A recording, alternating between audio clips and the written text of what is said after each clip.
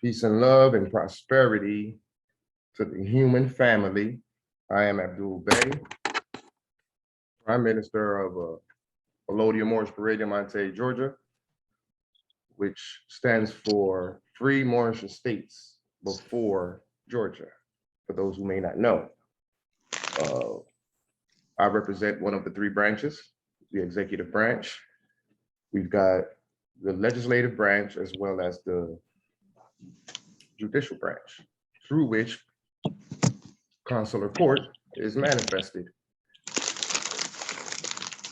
Sister Parashon, could you please mute your mic? Thank you. And today we'll be covering how and why we are Moorish subjects. IPSO JURE Moorish subjects, or should I say Moors are, because myself and the nationals and officials of AMPAG, we have gotten that label off of us, the Moorish subject label. And I implore that I beg you all to take heed and do the same, such as the brother Akil Bey. He's working on his state and a few others out there, Coleman, etc. So we'll begin. Allow me to share my screen and let's go over the definition of IPSO JURE.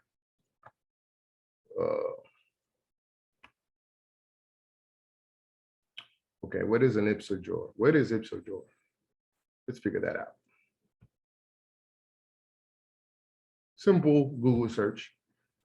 The term is a Latin term, which means by the law itself.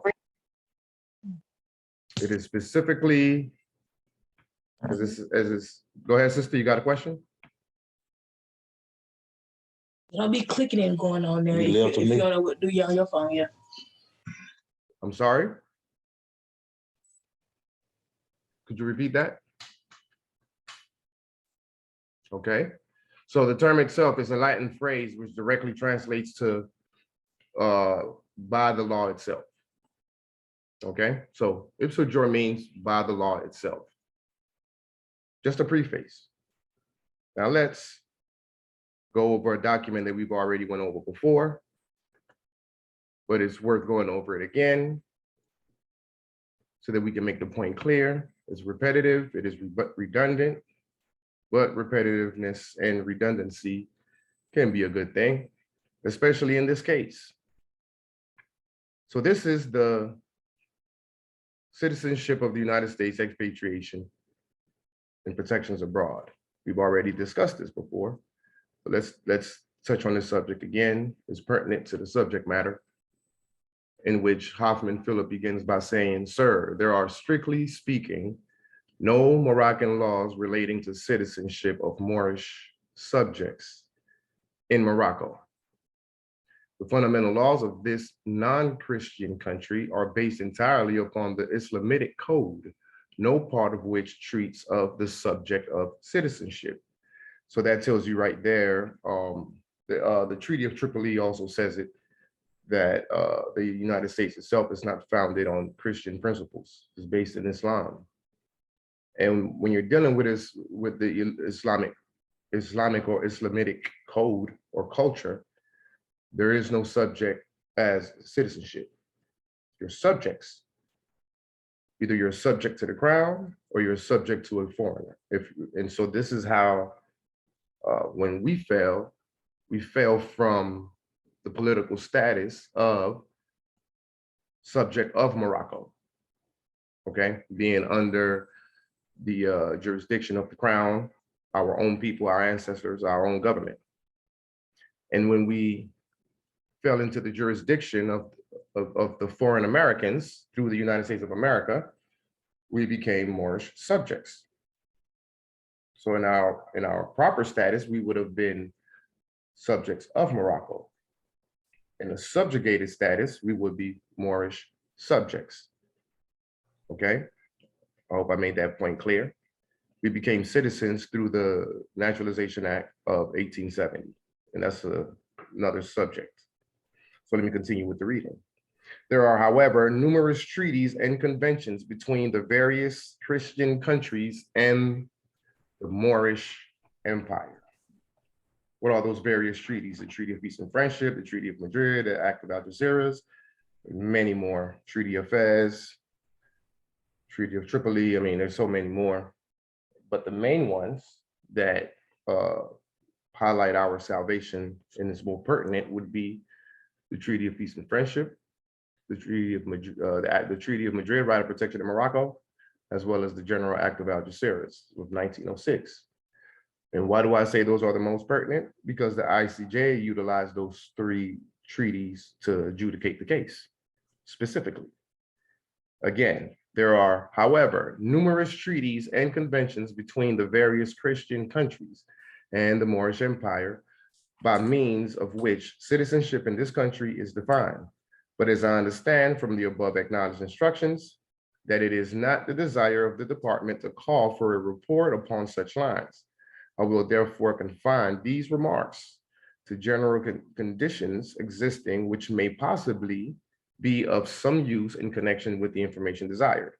Number one, citizenship in Morocco may be said to be governed by the laws pertaining to the same in other countries, with the exception that all persons residing in Morocco who cannot prove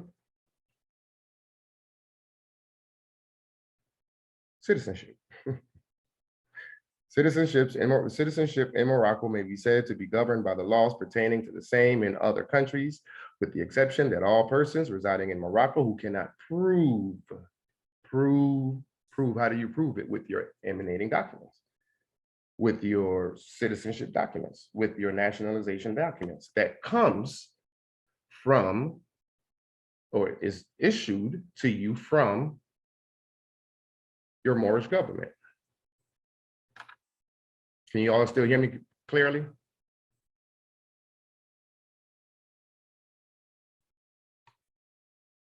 Can you all still hear me clearly? Now I can. Okay. So what happened? Did I kind of go in and out? It went off after you said prove. Yeah. Thank you for the information, brother. Okay, hold 1 second.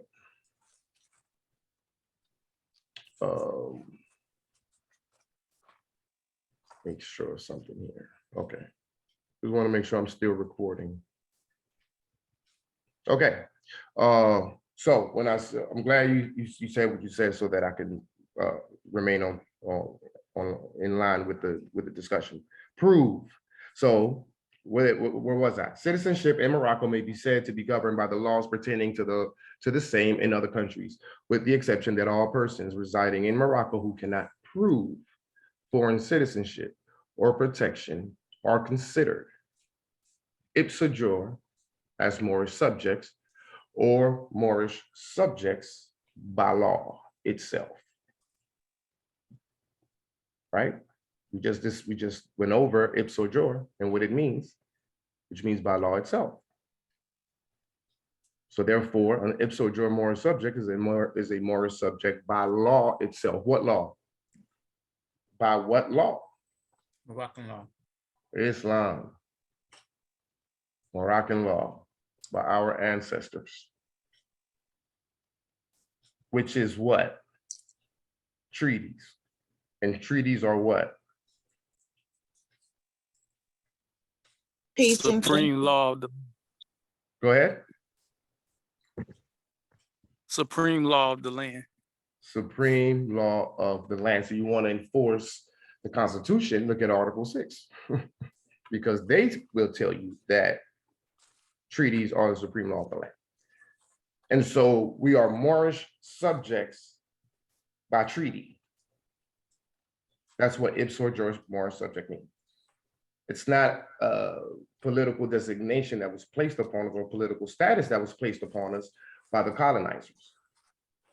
This colonizer that I'm reading, he is reaffirming what's already been said on the treaties by our ancestors, our governments who wrote the treaties. 2 and 3, Moorish subjects lost their nationality only by becoming naturalized in or protected by another country. What other country? The reason why it's general, it doesn't say United States. It doesn't specify the country. It just keeps it, it's general. It just says foreign country. So why is it though that it's generalized, it's not specific? Well, because you could have been the subject of Spain, you could have been the subject of Great Britain, United States, Portugal, go ahead. Portugal, Germany. Germany. Right. And okay, I appreciate the participation. So why is it that we could have, why is it that I'm mentioning all those Christian nations or Christian powers? Because they signed on to the Constitution as well and the treaties. The treaties. They created they each have their own constitution, but what they did was sign on to the treaties. Let me show you how or where.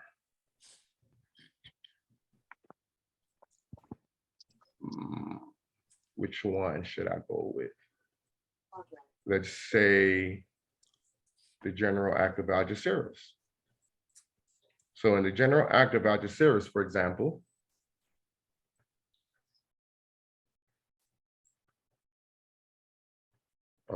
you've got, perhaps I should go to the very bottom. Let me go to the very bottom of it, where they all put their seal. We'll make it easier. Come on, let's go. Did I go too far now? Okay, there we go. Let's look at those nations in case we haven't already, and I'm sure we have. But let's do it again. Being repetitive is good for this particular situation that we're facing as the heirs of the land. So I'm assuming you can still see this document. Let me blow it up a little bit more. Can you see it? Can you see it? Okay. So who are the signatory powers? Germany, Austria-Hungary, Belgium, Spain, United States, France, Great Britain, Italy, obviously Morocco, and the Netherlands.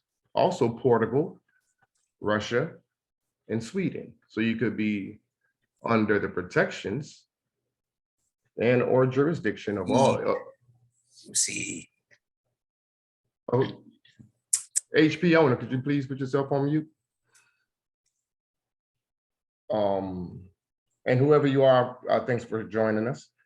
So you could have fell under the protection of either one of these nations, and even in those circumstances, according to the treaty, you would have still been an IPSO JURE Moorish subject, or a Moorish subject by law itself. Back to the document. So that's why it's generalized. Another country, foreign country. The Treaty of Madrid does the same thing. It says any subject of Morocco who has been naturalized in a foreign country. But what foreign country? It depends on what jurisdiction you're battling, what colonization, what jurisdiction you're battling within your territory according to the colonizing power. In our case, it would be the United States. Okay. So Moorish subjects lost their nationality only by becoming naturalized in or protected by another country having treaty relations with the Moorish Empire. Excuse me. It was established by the Convention of Madrid. So that's what you see what he said? This is not what he's saying, like, you know, it's not something that the colonizers cooked up. He said it right here. It was established. So everything that I just read prior was established by the Convention of Madrid. Who wrote the Convention of Madrid? The Sultan or the government, right? The Moxin, see, like we discussed in the previous class or presentation, the Moxin is the governing body surrounding the Sultan. So of course, you know, the Sultan didn't write that, but the governing body that operates the government on the behalf of the Sultan, that's who wrote it.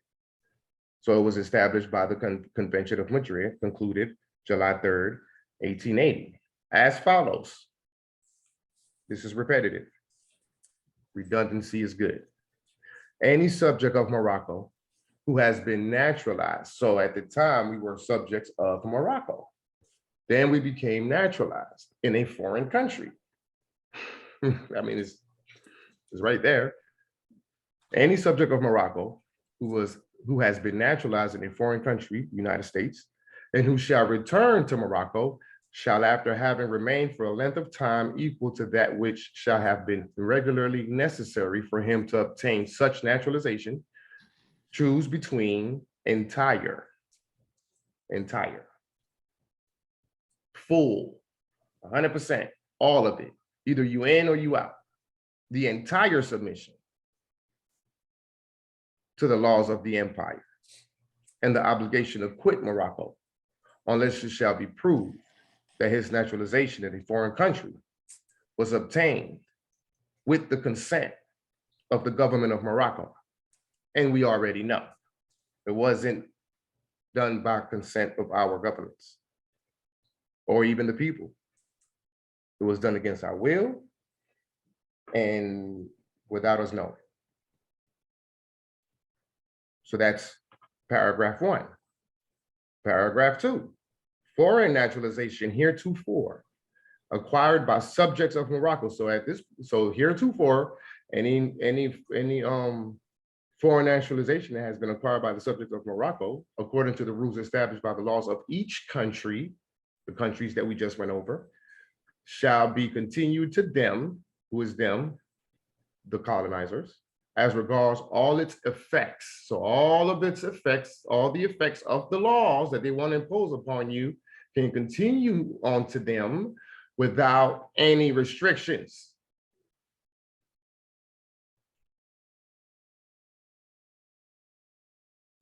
Foreign naturalization heretofore acquired by subjects of Morocco according to the rules established by the laws of each country shall be continued to them in as regards all its effects without any restrictions. I.e. Rodney King, Emmett Till, George Floyd, Trayvon Martin, KKK lynchings, police brutality, incarceration, mass incarceration with trumped up charges and everything. Why? Because we acquiesced and did not choose between the entire submission of the laws of the empire. We acquiesced. Not against our, it was against our knowledge. I mean, we didn't know. But ignorance of the law is no excuse. So Hoffman Phillip reaffirmed what our ancestors said in the treaties, in our laws. The above ruling has never yet been acted upon, and should this at any time be contemplated seriously, the above ruling has never yet been acted upon. What is he saying? That the IPSO JURE Moorish subjects have not chosen between the entire submission of the laws of the empire. And should this at any time be contemplated seriously, i.e. AMPAG, AMPAC, and New Mecca, we're contemplating this thing seriously to the point where we've done it. A large number of naturalized people, American others residing in Morocco, would be affected thereby. The reestablishment, the restoration of our states would cause a ripple effect upon all the Americans and all the other IPSO JURE Moorish subjects, the whole system in it of itself. Residence in foreign parts does not affect the nationality of Moorish subjects. And the Moorish government has no means of protecting its subjects permanently residing in other countries. Why? Because there is no Moorish subject, Moorish governments, with the exception of a so-called Moorish consul at Gibraltar and a Moorish agent at Cairo, Egypt. I am Hoffman Philip. He told you who he is. And so if that's not clear,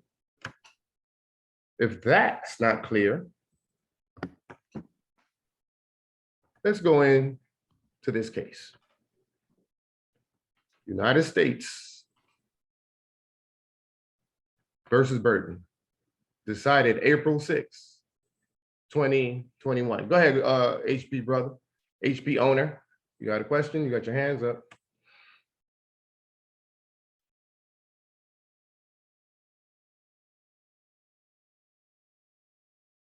You got a question, HP owner?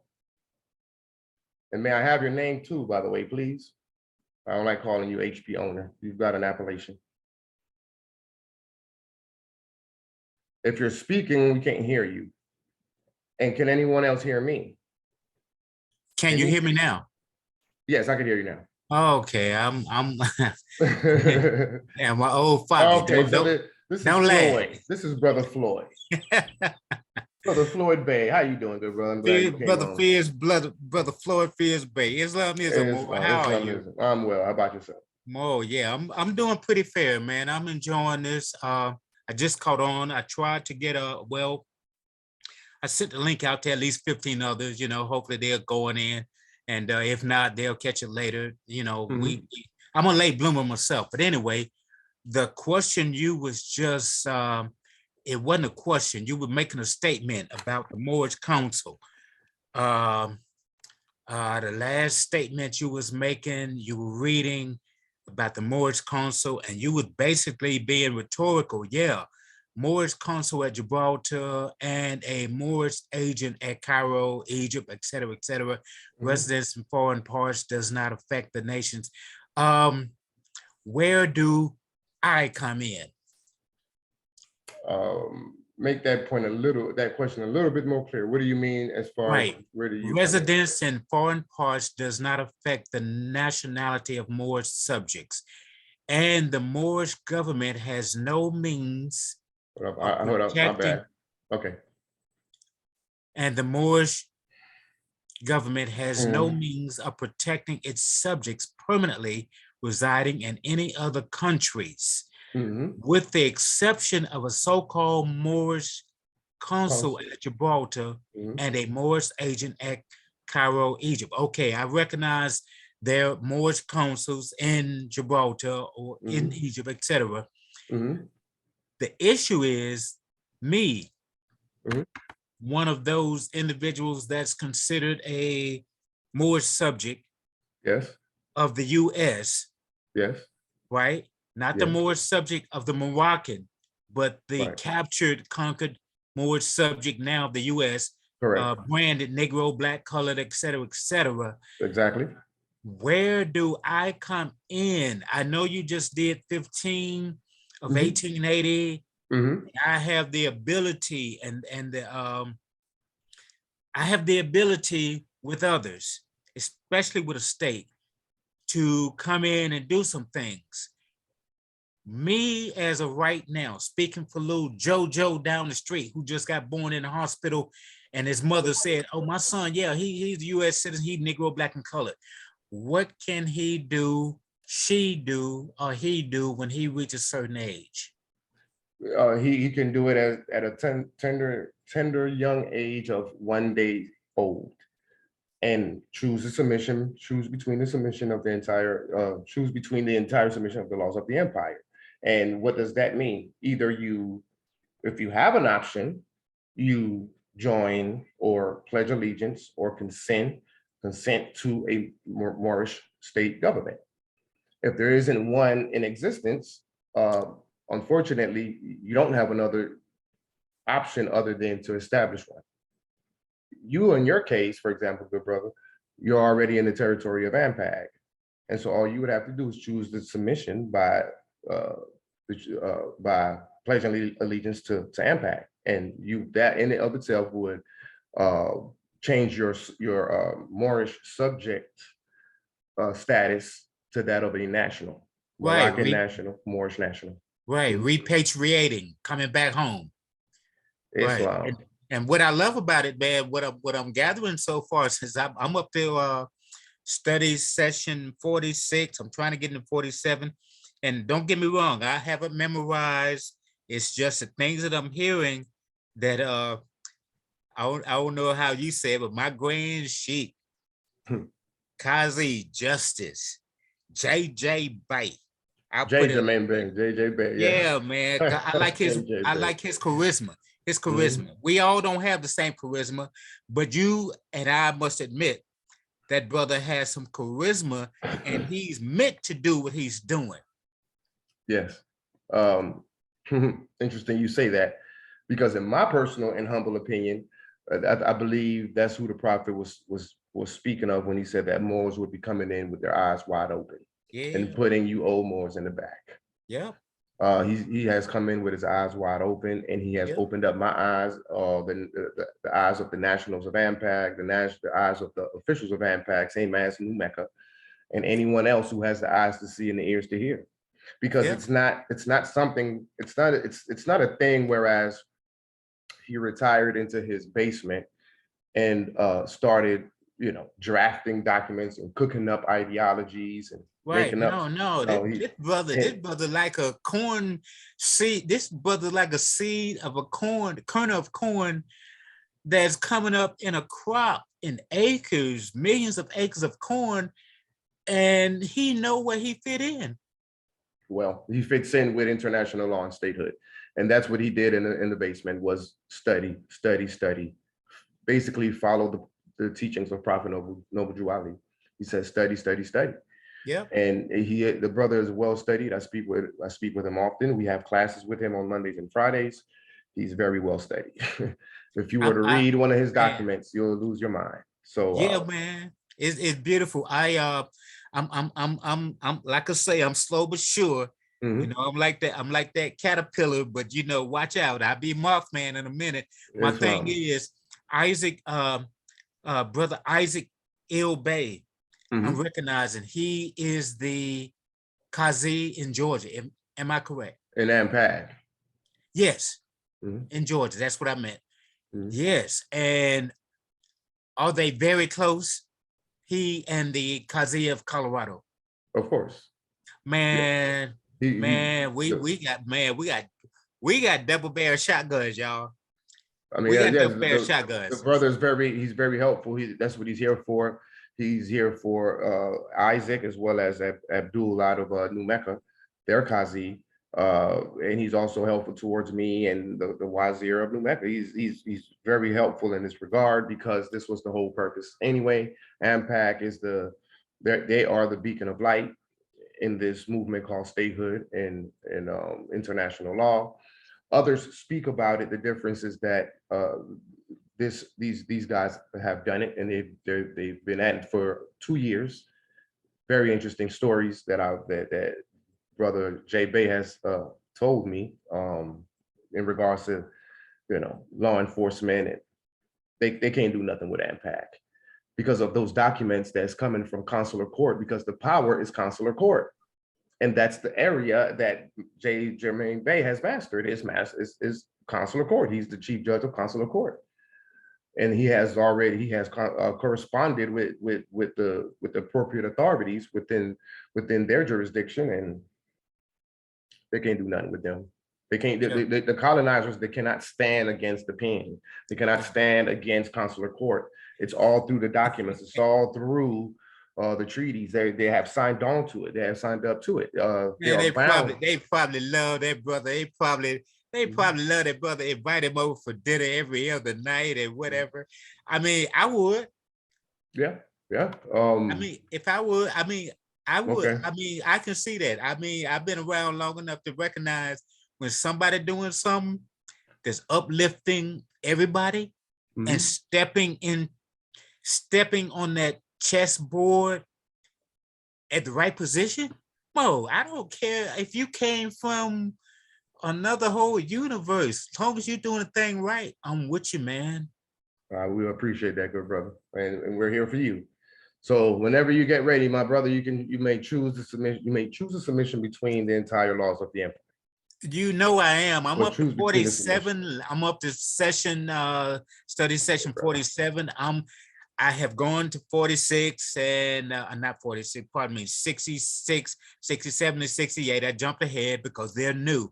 If anybody has not done 68, 67, 66, go ahead on and jump up so you can get a goodie bag, then come back down. I'm at 46 going into 47 in the morning. I get SSI, and that's going to be switched around later. I get SSI, so I don't have to get up and go to work. I open my eyes at 6 a.m. I'm on my little YouTube track phone, checking out YouTubes at least for 3-4 hours, get out and water the garden, the yard, and whatever, come back in, eat something, whatever. I do another, in other words, I do at least 6 hours. So I'm able to do at least 3 to 4 study sessions per day. I'm gonna be in another 6, 7, 8 days. I'll be up to 68, 69, wherever it is. My point is, it's not so much that I'm remembering or telling anybody to memorize anything. What I'm saying is, I'm hearing things from JJ Bay that ring a bell in my heart, because I've been having a nationality card for since 1994. I didn't start hearing things till 2015 on the YouTubes. That's 7 years. And now that I'm hearing a brother at least coming across with some things ringing a bell, I'm like, man, I'm in a university, finish this university in about 2-3 weeks. And Mo, I'm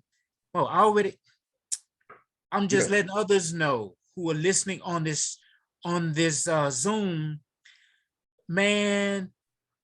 And I know Brother Abdul Smith Bay will tell you in a second. Check out AMPAG, go to the playlist, go to lesson session 1 through whatever. It's gonna be repetitive. And I love JJ Bay saying redundant.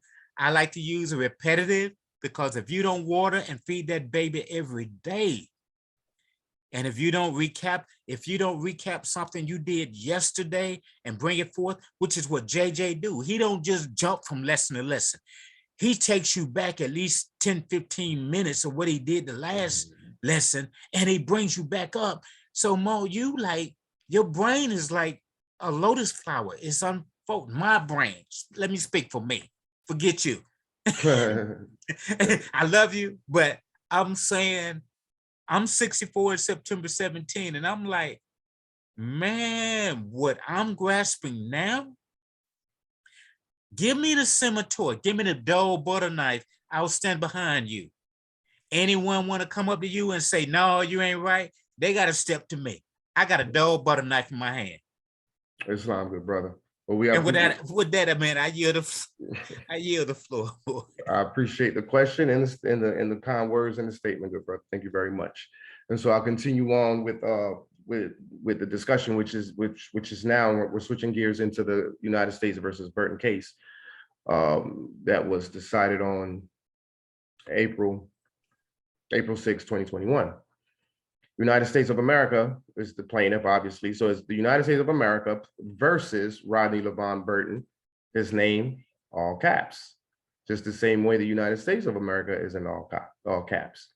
We got a problem there. The whole so-called country, which the United States of America is not even in existence, let's say the United States, the whole United States versus this one lonely individual, this poor Moorish subject, who has been deceived to believe that he is a national. It happened to me. I was in those courts, standing my square, demonstrating to keep the demons straight. Mary Beck Briscoe, Circuit Judge, DC number 419, I'm gonna read all that. Order and judgment before McHugh Kelly and Briscoe Circuit Judges. After examining the briefs and appellate record, this panel has determined unanimously that oral argument would not materially assist in the determination of this appeal. Oral arguments. Oral, meaning, where is your state of facts? See Fed R at case law. The case is therefore ordered submitted without oral argument. This order and judgment is not binding. Binding precedent except under the doctrines of law of the case, res judicata, and collateral estoppel. It may be cited, however, for its persuasive value consistent with Fed R case law. Appellate defendant Rodney Levon Burton appeals his one-count conviction for being a felon in possession of a firearm in violation of 18 U.S.C. Code subsection 922 G1 and 924 A2.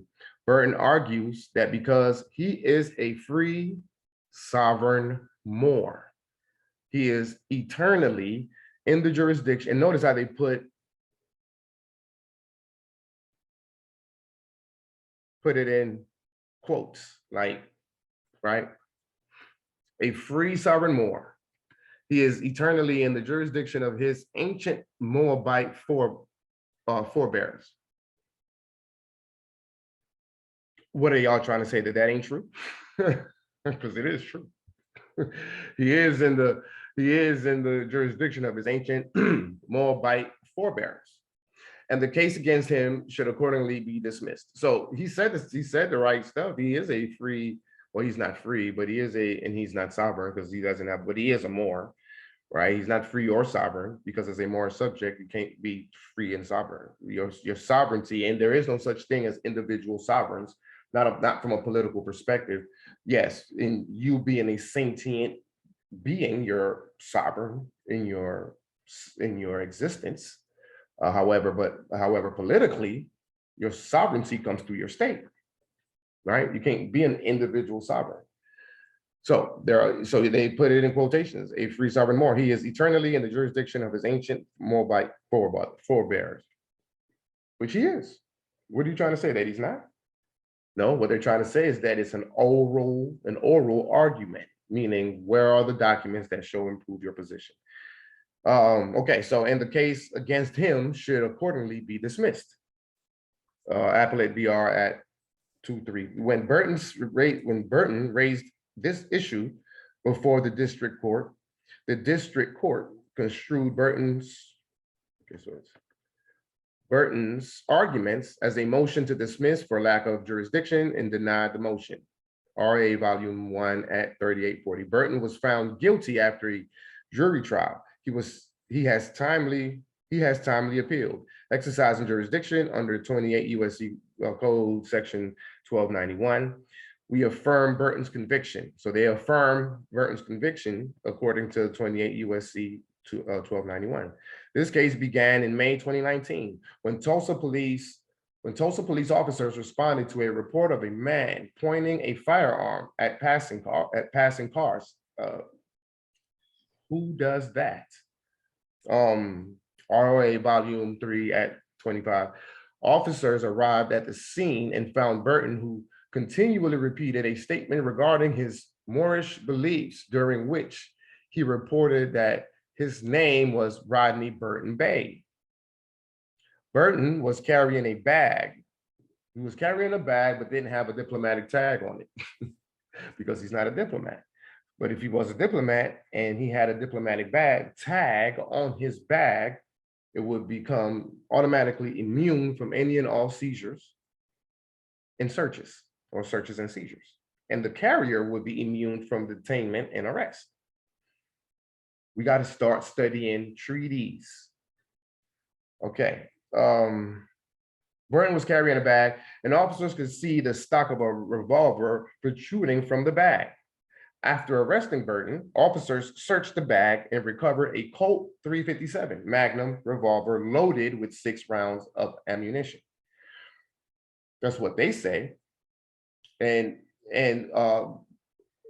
so far what we've read brother Burton Bay is not even discussing the subject matter, which is what he's supposed to not do. Like, we're not even talking about the subject matter. You have no jurisdiction, right? So he's not even denying, or he's not for or against the so-called allegations. His position is you have no jurisdiction. And unfortunately they do. So, but the reason why I'm saying that is because, you know, these policy enforcers, law enforcement agents, whatever you may want to call them, they have a tendency to plant things on you, trump up charges, lie. They're not exactly honorable. So I would like to see what he had to say in regards to these alleged charges.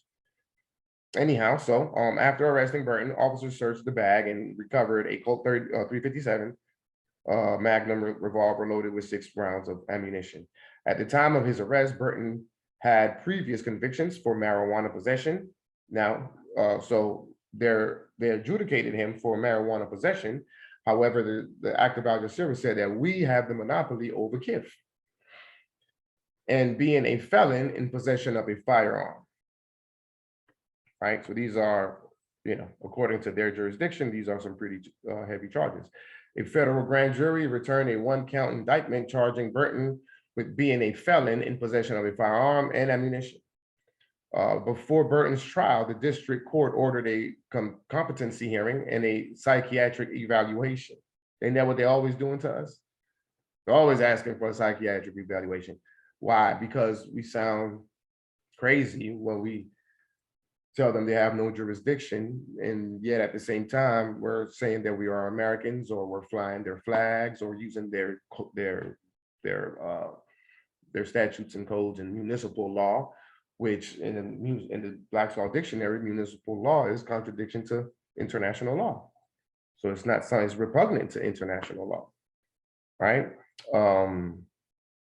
Where did I leave off? Burton was found competent. Okay. Burton was found competent to stand trial. Burton, of course he is. Burton proceeded pro se. Yeah, did he? Did he really proceed pro se? Or did he, what's the other, Pro per, what was that? prior, What was that? pro prior persona. Yeah, impropria persona. He didn't know. Well, he's not impropria persona anyway, but that's not how you proceed. That's not the other way in which you proceed. It's pro se, and then there's another term, the more correct term to use, I forget. Well, see, if he was in was in the proper status, which AMPAG and Mecca is doing, he would be pro per, or what is called pro prior persona. Impropria persona sui juris. Right. And if he was if he was a national of AMPAG, New Mecca or AMPAG, he wouldn't even be in the courts. Right. Because consular courts has the final say in any disputes between the United States of America and Morocco, the citizens and the nationals. Right. Continuing on, Burton was found competent to stand trial. Burton proceeded pro se after refusing appointment of counsel. However, a federal public defender served as his standby counsel throughout trial. Burton filed several affidavits. See, he filed his affidavits. And I bet you it had the Moorish flag with the US banner, Yep. or the other bunker flag, what they call it, bunker with the cedar tree on it. Right. However, a federal public defender served as his standby counsel. Burton filed several affidavits with the district court, arguing in part that he was not a citizen of the United States, and that the court therefore lacked jurisdiction over him. Burton also alleged that he was not the same person named in the indictment and was instead a third-party intervener. The district court construed these affidavits as motions to dismiss, to transfer for lack of venue, and to compel production of information. The court denied the motion. I would have too. If I Yes. was a pale skin sitting up in there or a dark skin sitting up in there as an American, I would say, no, Mo, that's conjecture. You ain't gave me no affidavit. You ain't gave me no background. You ain't gave me no proof. I don't know nothing about your nation. You ain't told me nothing about who you represent you. You ain't got no consul. You don't know nothing about what you talking about. Matter of fact, what's your name? Your name got to be Dred Scott. Mhm. It's similar. Allow me to continue though, good brother. Let me finish through this case right here. The court denied the motions. Burton's case proceeded to trial and a jury subsequently found him guilty. Well, hold on, the district court construed these affidavits as motions to dismiss, to transfer for lack of venue, and to compel production of information. The court denied the motions. Burton's case proceeded to trial and a jury subsequently found him guilty. Burton was sentenced to a term of imprisonment of 30 months and a 3-year term of supervised release. After sentencing, Burton filed a motion for reconsideration, which the district court denied. After filing this appeal, we granted Burton's motion seeking permission to appear pro se and to allow his public defender to withdraw. In his appeal, Burton seeks dismissal for this case and renews several arguments that he made before the district court, namely that he is a free sovereign who is eternally in the jurisdiction of his ancient Moabite forebears. Burton further asserts that he is not the Rodney Burton referred in the indictment, and that Rodney Burton is a paper construct. I mean, he's saying all the right stuff and all that stuff is real, right? Burton also asserts that the district court erred because it used the past of the paper constructs prior convictions. Like the district court, we construe these arguments as a motion to dismiss for lack of jurisdiction. We review a district court's denial of a motion to dismiss on jurisdictional grounds under a de novo standard of review. De novo meaning as of new or from new. Case law. We first addressed Burton's arguments that the district court lacked jurisdiction over him because he is a more American national. You see?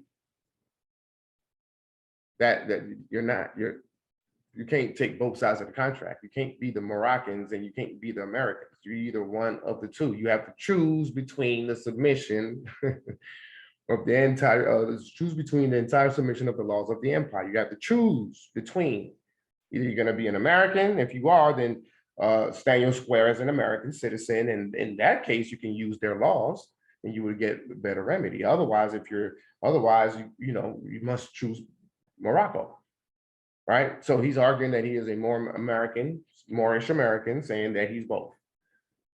What is the difference with African American? Again, I used to be a proud Moorish American, but what's real is what's real. And as your degrees rise up, as you rise up in degrees, so does your mindset, right? And so I will never address myself as a Moorish American ever again. I embedded this into my son. Now I have to go back and say, son, you're not Moorish American. I'm sorry, you're not American at all. Prophet Noble Ali said that the Moorish flag has been flying over here for over 10,000 years. Okay, well then that Moorish flag represents what? That red flag with the 5-pointed green star in the middle. What land or what peoples or what jurisdiction does that represent? Morocco, over 10,000 years. That's like super ancient. How can America top that? America is not as ancient as Morocco. So why are we saying we're the ancient Aboriginal and Indigenous Americans? Why are we in this trick bag? I mean, I was in that trick bag. In all actuality, we're the ancient Aboriginal and Indigenous and autochthonous Moroccans. because the soil, the organic soil, the grass, the trees, etc., that's Morocco. America is the artificial grass that's covered, that's laying on top of Morocco. Extraterritorial jurisdiction. Burton was charged with violating federal criminal law while in the United States. The district court's criminal jurisdiction is based on 18 U.S.C. Code 3231, which provides that federal district courts of the United States shall have original jurisdiction exclusive of the courts of the states of all offenses against the laws of the United States. Further, the laws of the United States apply to all persons within its borders. United States versus James. So this is what this is the nerve that the United States has. We have held that 18 U.S.C. 3231 is the beginning and the end of the jurisdictional inquiry in cases involving violations of federal criminal law, United States versus Tony, case law. Burton has offered no evidence to support his assertions that he is not an American citizen.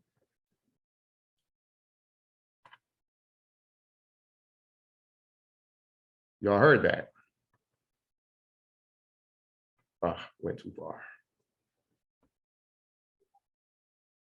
One, citizens in Morocco may be said to be governed by the laws pertaining to the same in other countries, with the exception that all persons residing in Morocco who cannot prove foreign citizenship or protection are considered IPSO JURE Moorish subjects. Okay, let's go back. Burton has offered no evidence to support his assertions that he is not an American citizen. And in other cases, we have rejected the argument that a defendant's alleged status as a sovereign state citizen entitles him to immunity from federal law. So he wasn't able to show by evidence, he offered no evidence to support his position. It's an oral argument. Dismissing defendant's argument that federal taxes did not apply because defendants were free-born, white, preamble, sovereign, natural, individual, common law, de jure citizens of a state, etc. This is as lacking in legal merit and patently frivolous. So, I don't know, several months ago, when I first heard AMPAG, I remember Jay Bay would say, patently frivolous, arbitrary and capricious. And I was like, what in the, what is he saying? What is, And he was trying. And I couldn't even look, it was difficult for me to look it up because I didn't know what word he was saying in the beginning. I thought he was saying paddly, like P-A-D-D-L-Y or something. So I kept looking and I kept trying to reword how I'm, respell it, and it just wouldn't come up. And here it is right there. Patently frivolous, and it's spelled P-A-T-E-N-T-L-Y. So again, Burton has offered no evidence to support his assertions, and the fact that he wasn't able to prove his position, it becomes arbitrary, patently frivolous. I mean, that's a legal term. It's in the case law, right? When I look it up, it's probably going to say BS. It's probably going to say what? BS? BS. Oh yeah, probably. Yeah. So alleged status. So it says here. Okay. So and in other cases, we have rejected the argument that a defendant's alleged status as a sovereign state citizen entitles him to immunity from federal law. Dismissing defendant's argument that federal taxes did not apply, blah, blah, blah, preamble, that he's a de jure citizen of a state, etc., as lacking in legal merit and patently frivolous. See also United States versus Palmer. As for defendant's sovereign state citizen argument, reasonable jurists could also not disagree that the claim is plainly frivolous. Accordingly, we reject Burton's argument that his Moor nationality removed him from the criminal jurisdiction of the district court. Why? Because the consul general, Lauren Watson Ali, didn't show up to the courts or actually send a document, you know, or some sort of a judicial order from the Qazi to the courts, letting them know who the brother is, showing the state of facts. Mo, So- you got to repeat that. I heard you,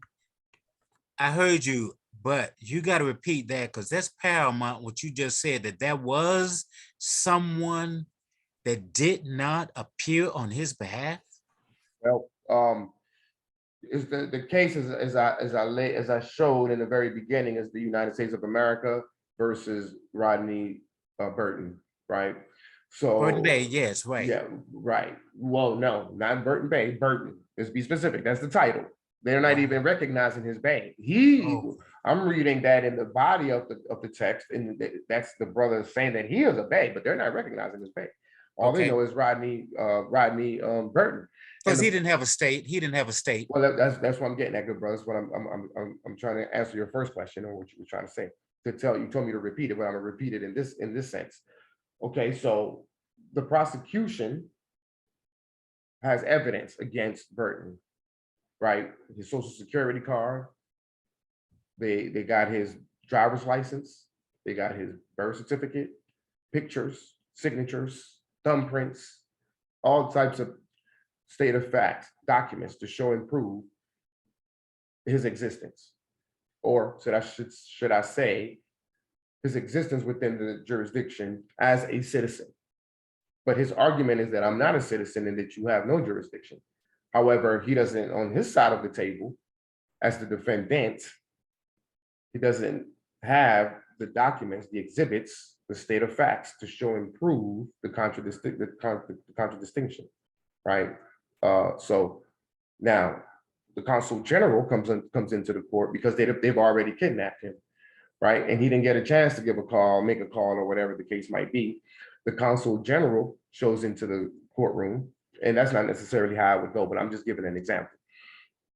And he has with him a package, the Moorish flag, our state flag, our state seal, his oath of allegiance, that the oath of allegiance that the brother Burton Bay took, his state ID, that would have his loyal certificate of live birth, all of which, all the documents that has his name on it says Rodney Burton Bay. So the United States is saying that he's Rodney Burton. AMPAG is saying that he's Rodney Burton Bay, and so it shall be, because consular court has the final decision. And why so? And also, so it shall be is because we are the sovereign authorities.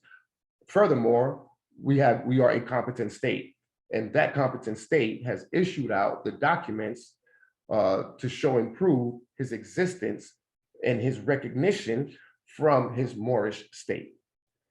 That's the difference in Rodney Burton Bay and Rodney Burton. Rodney Burton, the name is more considered the Moorish or the Moroccan subject, not the straw man. We call it straw man, but it's really the subject, because it doesn't apply to the individual necessarily. It applies to the name, the all caps name. The individual has been killed on paper. Everybody was killed on paper after the Act of Congress of 1871, when they brought all the citizens, the natural human beings, out of the United States of America and brought them into the federal corporation of the United States. In doing so, all their citizens became corporations, employees of the corporation, because a corporation cannot have citizens, right? So they have that evidence on Rodney Burton, while Rodney Burton is arguing that he is a Bay. So without the state backing him and without the actual documents to show and prove, he's stateless. Because why? The United States doesn't recognize his Bay and his national identity, and there is no other state in the world that's recognizing his Bay or his national identity. Who recognizes it? R.B. Bay Publications, maybe. The Great Seal, maybe, right? The Moorish Temple of America, maybe, right? And that's not enough. That's not enough. because these are just organizations. These aren't state governments. And that's the key. We need state governments. And that's the point in the discussion. What makes us Moorish subjects, and how are we Moorish subjects, right? Okay, so sovereign state said, as for defendant, sovereign state citizen argument, reasonable jurists could also not disagree that the claim is plainly frivolous. Accordingly, we reject Burton's argument that his Moor nationality removed him from the criminal jurisdiction of the district court.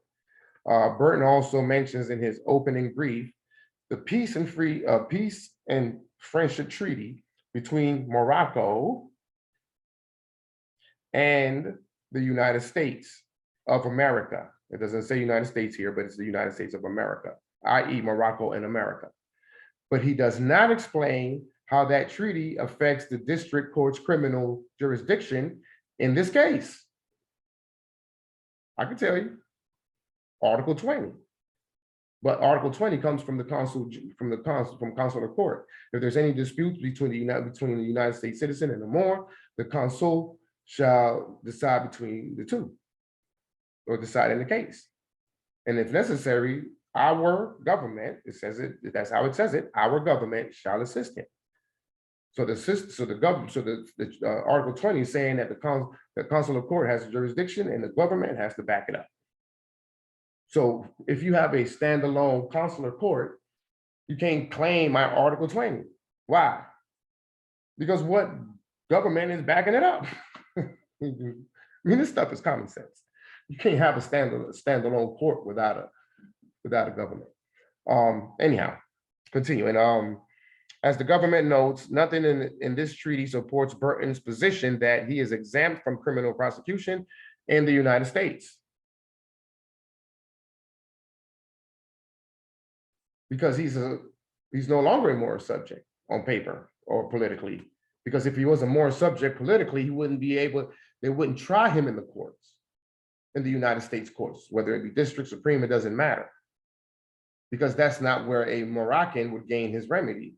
A Moroccan, under the political status of a Moorish subject, would need to gain his remedy from consular court. Did he have he did have a consul of court, but he didn't call for them. He did not have a consular court. What consular court was he going to call upon? Well, that's what I'm asking. I didn't know. He did not have. This is 2021. There is no consular court other than what's been established. Right. AMPAG. He didn't have a state. You're right. Right. Okay. Mm-hmm. Exactly. Without a state, you ain't got one. Without a state, you ain't got one. All right. Burton also argues that the district court erred in consideration the past of the paper construct. Did I read that already? No. Well, we can end it there because I think the point was made clear. You can always look up this case. It's easy to find. You just type in United States versus Burton and boom, it pops up. So it shows how the game is being played. Hoffman Phillip just said right here, but this is, and by the way, this document, this Citizenship of the United States expatriation document is from, it was put out in 1906. And it says right here, citizenship in Morocco may be said to be governed by the laws pertaining to the same in other countries, with the exception that all persons residing in Morocco who cannot prove residing in Morocco, where we are residing in Morocco, who cannot prove foreign citizenship or protection. So Burton Bay wasn't able to prove his foreign citizenship or protection. And so therefore he was considered an IPSO JURE Moorish subject. But this is then. Now he's not even considered a Moorish subject. It got worse. Now he's a Negro, black colored citizen, alien, African-American, Moorish American. They took us totally away from even the identity or the understanding of the Moorish identity by saying Moorish subjects. See, how could they put the black Negro colored African-American tag on us if the whole time we knew that we were Moorish subjects? Islam. Can you hear me? Islam, yes. Yes, Islam, Wazir. Islam. Hey, thank you for the invitation. Yes, sir, no problem. Thanks for coming. One thing I noticed what we're talking about here is that what Brother Jay had mentioned, the 14th Amendment and the Nationalization Act, they put us all they made us all citizens of the United States. Therefore, Mhm. this brother here is he's a subject, yes, a Moorish subject, but Mhm. at the same time, they consider him like a citizen. That's right. And therefore, he doesn't have access to the Consular courts, courts. Mhm. consular courts, correct. Mhm. And they tried him as a citizen, basically, and found him guilty. That's correct. And Absolutely.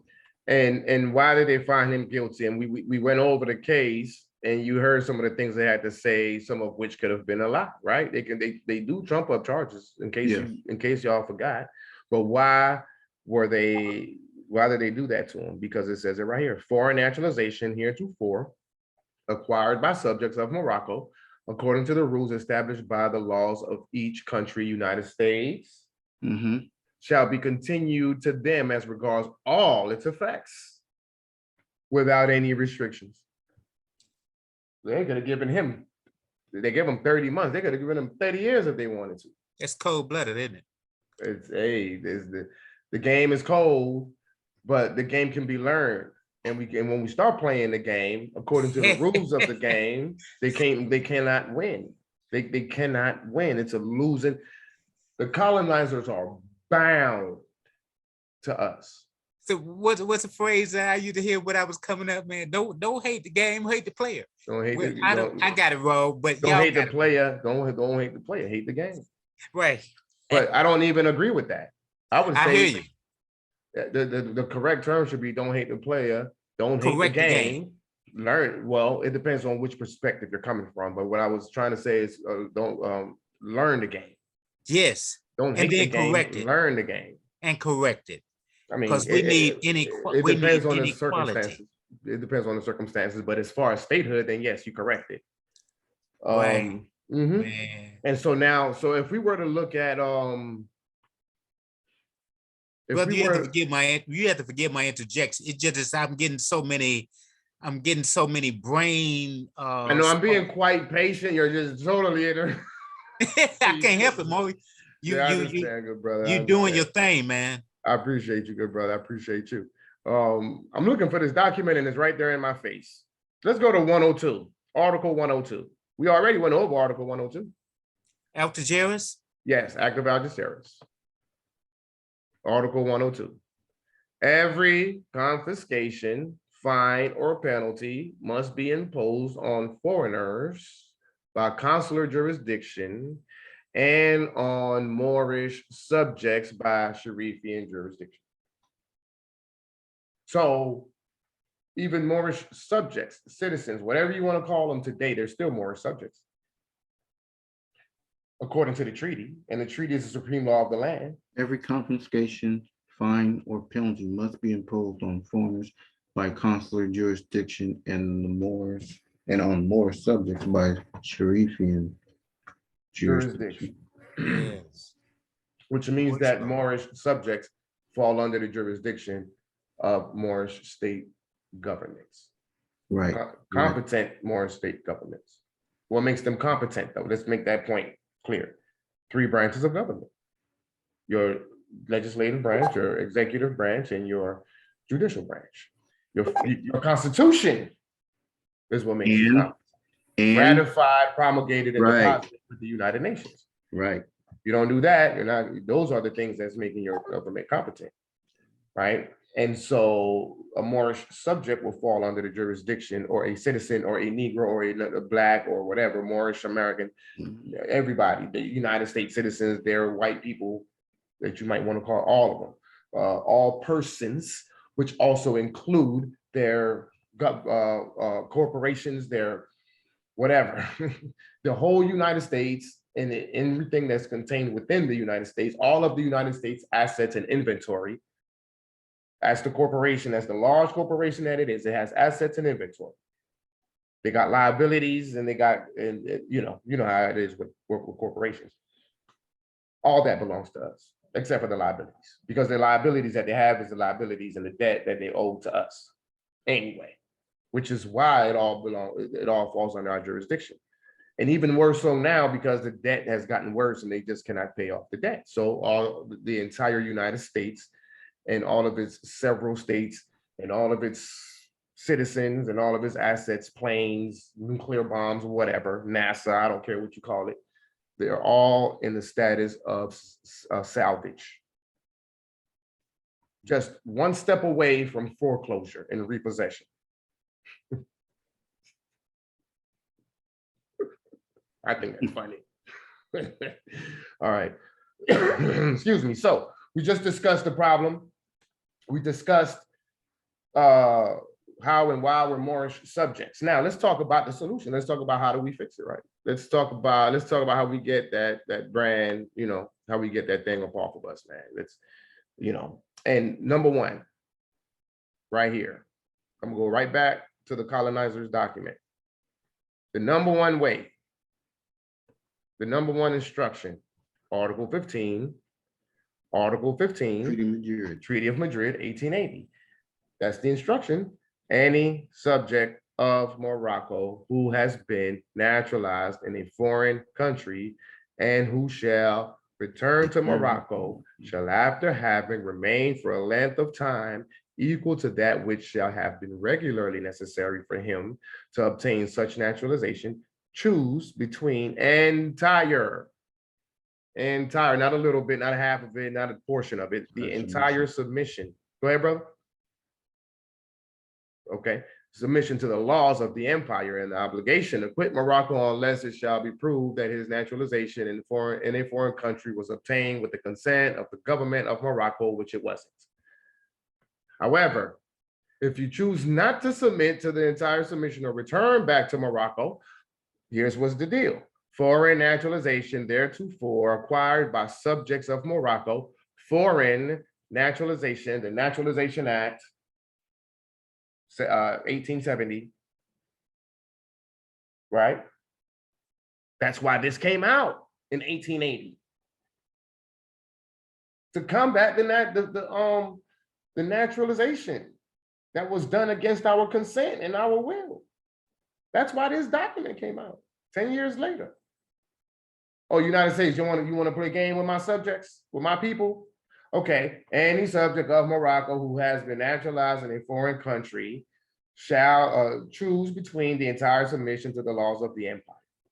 But if you don't do that,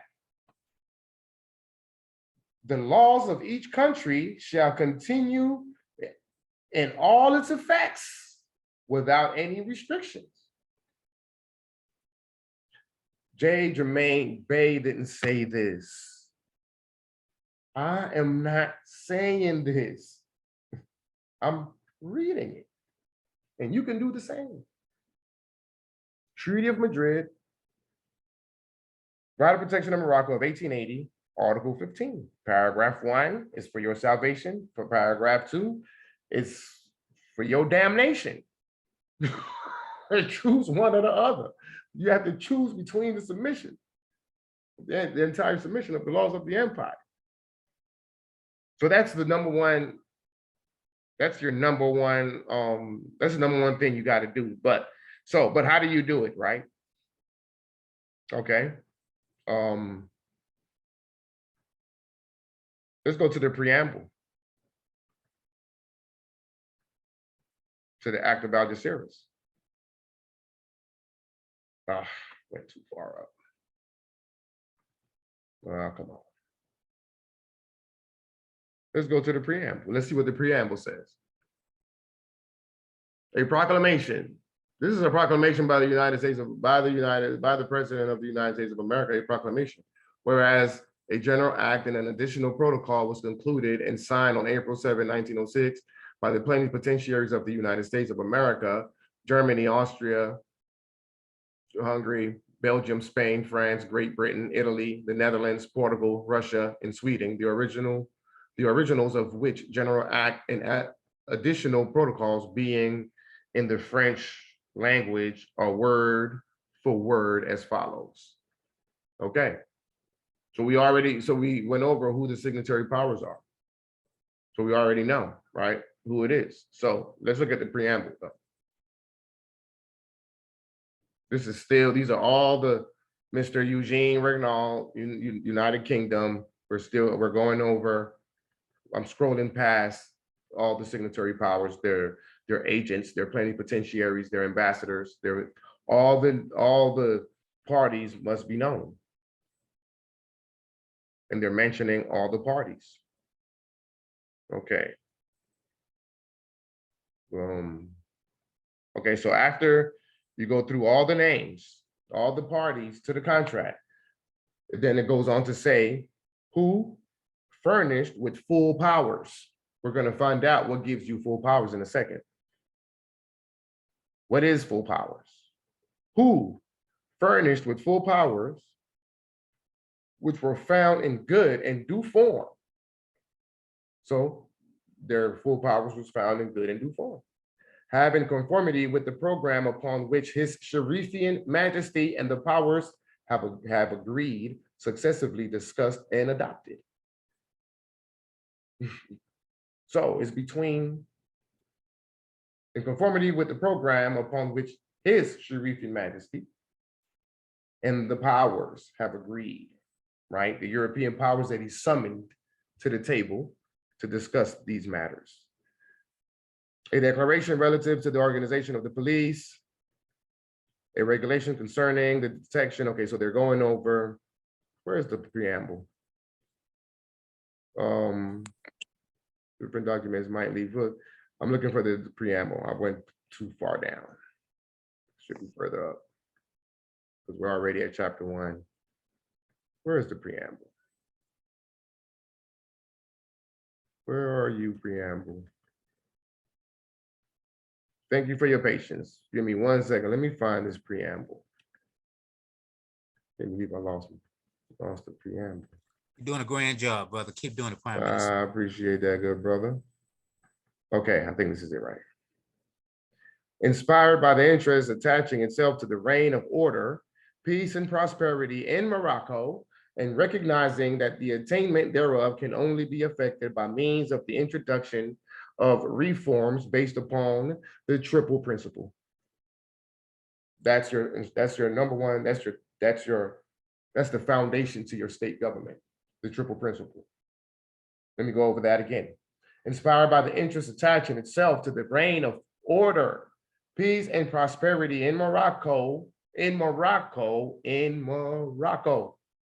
We're in Morocco, and recognizing that the attainment thereof can only be effected by means of the introduction of reforms based upon the triple principle of the sovereignty and independence of His Majesty, the Sultan, the integrity of his domains, and economic liberty without any inequality, have resolved upon the invitation of His Sharifian Majesty to call together a conference at Algeciras for the purpose of arriving at an understanding upon the said reforms, as well as examining the means for obtaining the resources necessary for their application, and have appointed as their delegates plenipotentiary the following. And then you got the names of all the officers of their state. So it says the triple principle of the sovereignty and independence, integrity of domains, and the economic liberty without any inequality. Those are the 3 boxes that we must check in order to establish, in order to manifest decolonization. It's not, the triple principles is not the establishment of your state. The triple principles establishes decolonization. Sovereignty and independence is the principle that establishes your state. Through what? Your flag, your state flag, your state seal, your ratified, promulgated, deposited Constitution, the most important part, right? Your oath of allegiance, etc. When you say deposit, what do you mean? Good question. I'm going to answer your question by the bottom of this document. Depositing, let me see, 123. I think it's article, went too far. There's article 120 through 123. The last 3 articles. So it says, okay. All right, it's actually Article 121. The present General Act shall be ratified according to the constitutional laws of each state. The ratification shall be deposited at Madrid as soon as practicable, and at the latest by December 31st, 1906. So to answer your question, depositing means that you have put it on the record. So putting it on the record is the term, depositing is a term that you would use for meaning, that means putting it on the record. And who do you put it on the record with in today's modern day states and international law operations? It will be the United Nations. Back in Right. 1906, it was with Madrid. Thank you. So you ratify, which means signing, promulgate, and deposit, right? Promulgating and depositing is essentially the same thing, because promulgating is really letting the world know, and you do so by depositing it. Because what happens is you're not seeking recognition. You didn't read me say nothing about recognition. When we ratify deposit our Constitution with the United Nations, is not for them to gain, it's not to gain their recognition. We've already recognized ourselves. Right, not to get their approval. Or approval. What we're doing is making them do their job, which is to then transmit it through the diplomatic channels to all the other 193 nation states. Because that's how many states are part of the United Nations. So instead of us transmitting it, right, and I'll show you where I'm getting that word from, instead of us transmitting it to 193 other states, that's a lot of work. Just let the United Nations take care of it. You deposit it with them, and then they let all the world powers know, hey, there's a new state on the record that has come online. Now, once you redeposit it, a process verbal shall be made of such deposit and a certified copy sent to each of the signatory powers through the diplomatic channel. Same thing. So you deposit it in Madrid, and then Madrid would let all the signatory powers know that all the countries or whatever, all the states have ratified it. And these instructions are based in the original signatory powers. What I'm AMPAG and New Mecca were coming from the perspective of getting onto the treaty, not as the original signatory powers, but to be a part of the treaty. And from that perspective, obviously, the process will be a little bit different, but it's all the same. Nonetheless, it's similar. So like Article 122, the present General Act shall enter into effect as soon as all the ratifications shall have been deposited, and at the latest on December 31st, 1906. In case the special legislative measures which may be necessary in certain countries to ensure the application to their nationals living in Morocco of certain stipulations of this present General Act shall not have been enacted by the date affixed for ratification. These stipulations shall only become applicable in respect to them after the legislative measures above referred to shall have been promulgated. All treaties, conventions, and arrangements of the signatory powers with Morocco remain in force. It is understood, however, that in case of conflict between their provisions and those of the present General Act, the stipulations of the latter shall prevail. So the stipulations of the General Act of Algeciras will prevail in case of any sort of conflict between the provisions of any other treaty. In fate whereof, the delegates plenipotentiaries have signed the present General Act and have affixed their seal thereto. Done at Algiers this 7th day of April 1906 is a single copy which shall remain deposited in the archives of the government of His Catholic Majesty, and of which certified copies shall be transmitted. That's where I get the word transmitted from. Shall be transmitted through the diplomatic channels to the signatory powers.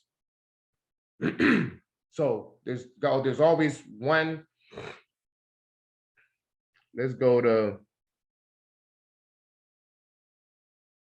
make the point further clearer, even more clear, a little bit more clear.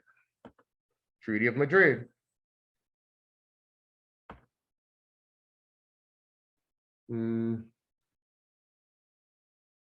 Treaty of Madrid. All right. All right, let me move this over. All right. This convention shall be ratified. The ratification shall be exchanged at Tangier. So the last one was at Act of Dr. was at Madrid, Treaty of Madrid, Treaty of wow, this is the Treaty of Madrid. The right of protection is done in Tangiers. So this convention shall be ratified. The ratification shall be exchanged at Tangier with as little delay as possible. By exceptional consent of the high contracting parties, the stipulations of this convention shall take effect on the day on which it is signed at Madrid. In faith whereof the respective plenipotentiaries, I mean, are we hearing some similar language here? In faith whereof the respective plenipotentiaries have signed this convention and have thereon to affix the seal of their arms, done at Madrid in 13 originals this 3rd day of July 1880, basically, right? So they all have the same. That's just what you. I mean, that's just part of the rules. You ratify, you deposit, and that's what's necessary for us to gain full powers. Let's go to the Treaty of Treaties, the mother of all treaties. Where is it? Oh, it's actually down here. Let's go to the Treaty of Treaties. Oh, come on, get away. When I go to the top, the Zoom thing comes down and it gets in the way. It's frustrating. Okay, Article 1 and Article 2.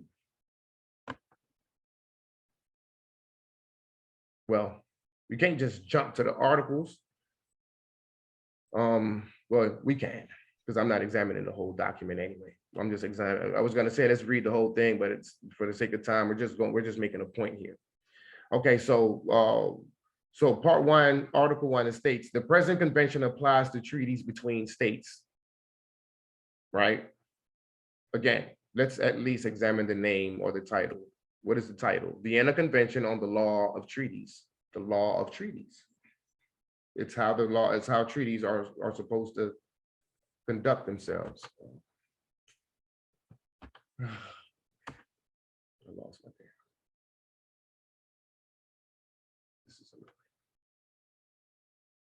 All right, can you guys hear me now?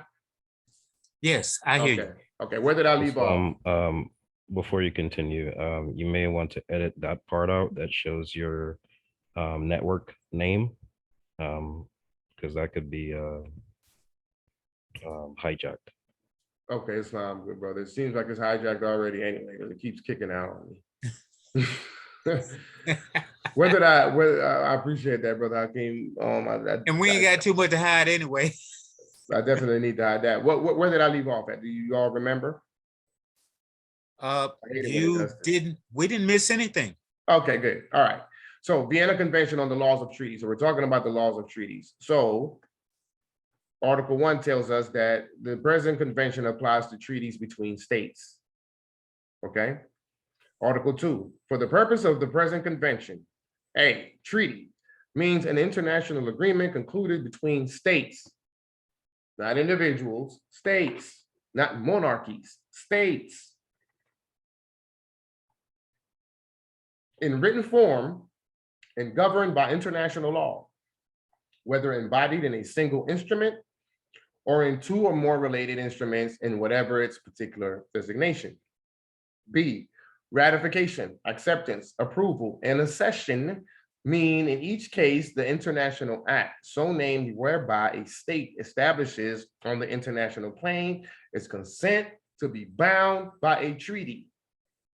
So what we have done, we have acceded to the Treaty of Peace and Friendship, the Treaty of Madrid, this treaty, because we want to be bound to the treaties, so that, which is a contract, so that then we can hold everybody else, all the other signatory powers, Christian powers, especially the United States, who are part of said treaty. We want to be able to hold them accountable through it, because they too are bound to the treaties. through their own consent by acceding, ratifying, accepting, or approving the treaty. Okay? Now, what is the definition of full powers? C, full powers means a document emanating from the competent authority of a state. What is that? Your constitution. That's a document that's emanating, that's starting, that's coming from your state, right? A competent, or from the competent authority of a state, designating a person or persons to represent the state. Okay? Okay? Designating. So that emanating document is designating a person or persons to represent the state, the three branches of government. You had to forgive me. You asked a question and you were not being rhetorical. I know. You said, okay. I heard you, but I need you to ask that question again because I must admit I was not paying attention. Oh, well, what question was, you threw me off a little bit. Okay, I was just saying full powers. What was I? Was I at full powers? Yeah, full powers. Well, it means a document emanating from the competent authority of a state designated. Okay, so all right. What I was talking about is the three branches of government.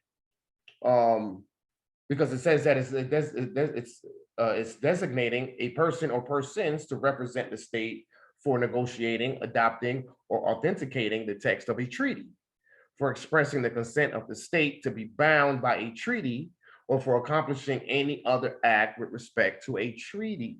Right. So that would be your head of state, right? So when we establish the Constitution establishes the seats, the government seats.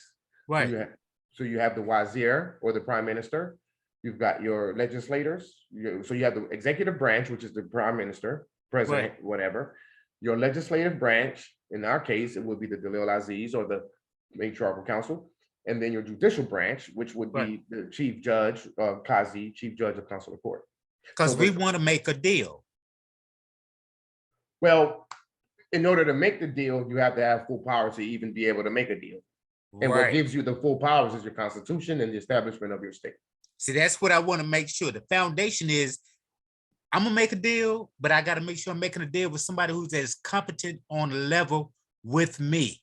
Well, there wouldn't be an option in international law, because if you don't have these documents in place accordingly, in your state, established the proper way by ratifying, accepting, approving, and acceding to treaties, and you wouldn't be able to. You wouldn't be competent enough to make a deal. You wouldn't. No, let me say what I'm about to say, because this is more important. Hold on one second, brother Marius. You wouldn't be able to have a seat. Wouldn't be able to take this. You wouldn't have the full powers to take the seat in the affairs of men. Right. Noble Jew Ali. Go ahead, brother Marius. It's Marius, like Marcus, but Marius. That's what I said, man. Oh, call me Mary. Yeah, I know, Marius. No. I know. That's what I said, though. Shoot. Okay, so who we trying to have a deal with, make a deal with?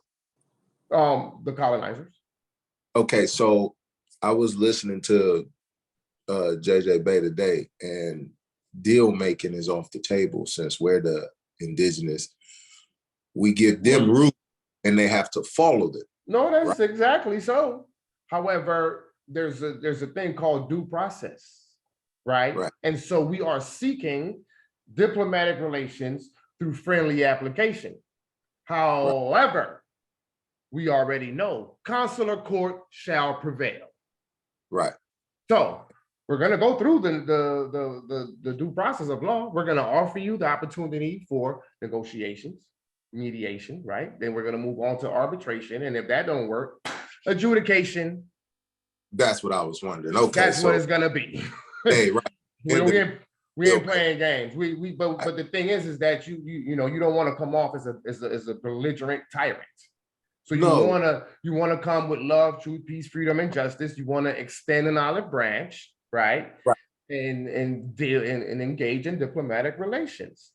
Ain't nobody mad. Ain't nobody mad at the Europeans. No, right? but the reason asked is because I was listening to the case with France against the United States, and with the United States claiming, you know, territorial jurisdiction and what is it, capitulation jurisdiction, all that stuff. Mhm. They were saying, yes, you can use that, but understand that when they come back into knowledge, you know who actually sits there. They know.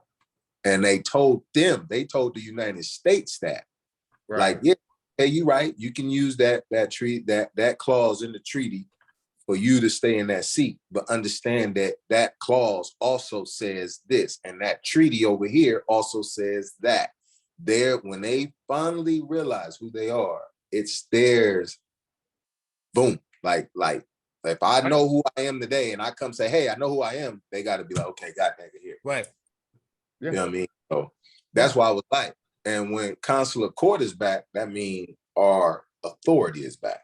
That's Right. correct. Okay. That's Yeah, what I mhm. clarify. That's all.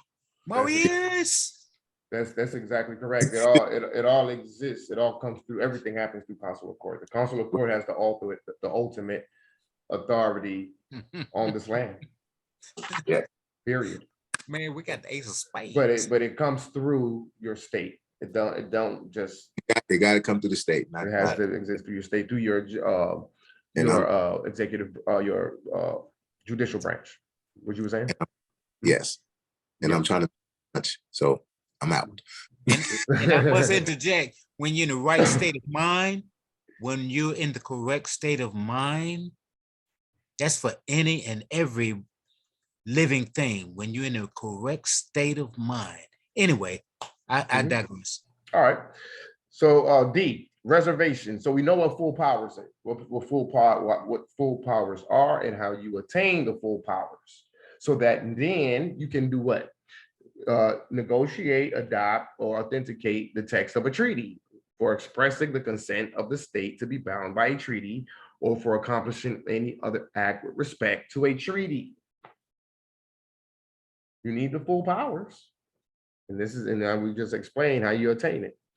Reservation means a unilateral statement, however phrased or named, made by a state when signing, ratifying, accepting, approving, or acceding to a treaty, whereby it purports to exclude or to modify the legal effect of certain provisions of the treaty in their application to that state.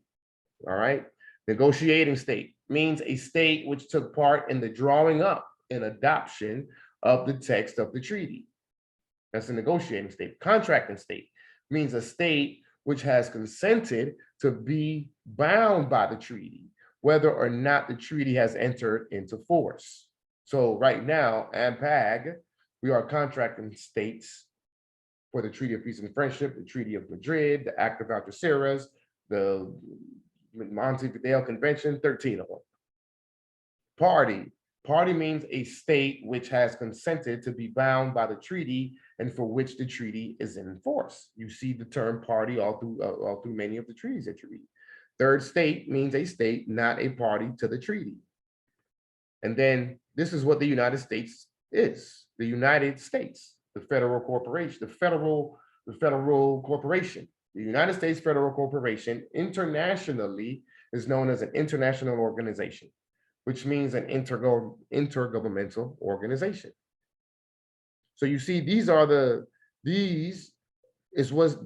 items, Article 2, first of all, Article 1 tells you the present convention applies to treaties between states. And then Article 2 gives you the definition for, I got to do it, I'm sorry. The states parties to the present convention, considering the fundamental role of treaties in the history of international relations, recognizing the ever increasing importance of treaties as a source of international law and as a means of developing peaceful cooperation among nations, whether they're constitutional and social systems, whatever their constitutional and social systems. Noting that the principles of free consent and of good faith in the Pactus Sunt Servanda rule are universally recognized, affirming that disputes concerning treaties, like other international disputes, should be settled by peaceful means and in conformity with the principles of justice and international law, recalling the determination of the peoples of the United Nations to establish conditions under which justice and respect for the obligations arising from treaties can be maintained, having in mind the principles of international law embodied in the Charter of the United Nations, such as the principles of the equal rights and self-determination of peoples, Moors, of the sovereign equality and independence of all states, sovereignty and independence, of non-interference in the domestic affairs of states. I'm glad I'm reading it for you. Of the prohibition of the threat or use of force and of universal respect for and observance of human rights and fundamental freedoms for all. Believing that the codification and progressive development of the law of treaties achieved in the present convention will promote the purpose of the United Nations set forth in the Charter, namely the maintenance of international peace and security, the development of friendly relations. That's how I was answering your question earlier, Marius. Yes, more. Friendly relations and the achievement of cooperation amongst nations. Affirming that the rules of customary international law will continue to govern questions not regulated by the provision of the present convention. Have agreed as follows.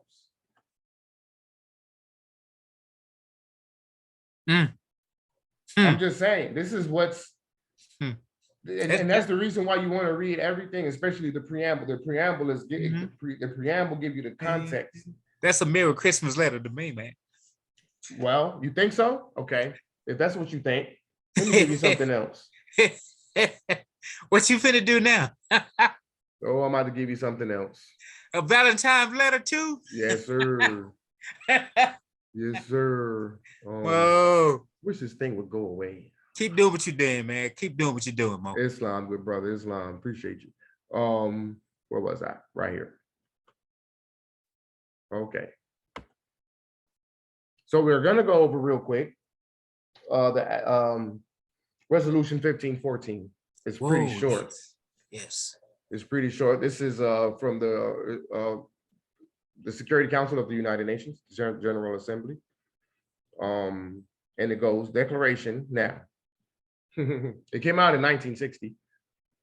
1960, right? 1960, okay. In the 60s, 1960. No, take note, take note, take note, take note, take note. Yes, sir. Declaration on the granting of independence to colonial countries and peoples, the General Assembly. All right, let's listen. Mindful of the determination proclaimed by the peoples of the world in the Charter of the United Nations to reaffirm faith in fundamental human rights, in the dignity and worth of the human person, in the equal rights of men and women, and of nations large and small, and to promote social progress and better standards of life in larger freedom. Conscious of the need for the creation of conditions of stability and well-being and peaceful and friendly relations based on respect for the principles of equal rights and self-determination of all peoples, and of universal respect for and observance of human rights, universal respect for, human rights and fundamental freedoms of for all without distinction as to race, sex, language, or religion, recognizing the passionate yearning for freedom in all dependent peoples and the decisive role of such peoples in the attainment of their independence. It says dependent peoples aren't Moorish subjects of all types, because there's a bunch of different types of Moorish subjects. What are those? Negroes, Blacks, colors, African-American, Hebrew Israelite, RBG, Moorish American, African-American, Cherokee, Aboriginal. There's a bunch of them, but they all are Moorish subjects, Africans. So aren't the Moorish subjects dependent upon the United States? Yes, Okay, so those would be dependent peoples. Recognizing the passionate yearning, do we not have a passionate yearning for freedom? yes. We marching and just marching and praying everywhere. Okay, recognizing the passionate yearning for freedom in all dependent peoples and the decisive role of such peoples in the attainment of their independence. Aware of the increasing conflicts resulting from the denial of or impediment in the way of the freedom of such peoples, which constitute a serious threat to world peace. Considering the important role of the United Nations in assisting the movement for independence in trust and non-self-governing territories. Trust meaning the trust territories, which is also our trust. Recognizing that the peoples of the world ardently desire the end of colonialism in all its manifestations. Recognizing that the peoples of the world, the indigenous peoples of the world, Planet. ardently desire the end of colonialism in all its manifestations. Convinced Yes, sir. that the continued existence of colonialism prevents the development of international economic cooperation, impedes the social, cultural, and economic development of dependent peoples, and militates against the United Nations ideal of universal peace. Affirming that peoples, he keeps talking about peoples, Peoples. Not may, person, but peoples. yes, for their own ends, freely dispose of their natural wealth and resources without prejudice to any obligations arising out of international economic cooperation based upon the principle of mutual benefit and international law, believing that the process of liberation is irresistible and irreversible, and that in order to avoid serious crisis, an end must be put to colonialism and all practices of segregation and discrimination associated herewith. This document came out in 1960 during the height of all the colonialism and practices of segregation and discrimination. Black people's water fountain, white people's water fountain. This is in the middle of all of that, and nobody knew about this document. Welcoming the emergence in recent years of a large number of dependent territories into freedom and independence.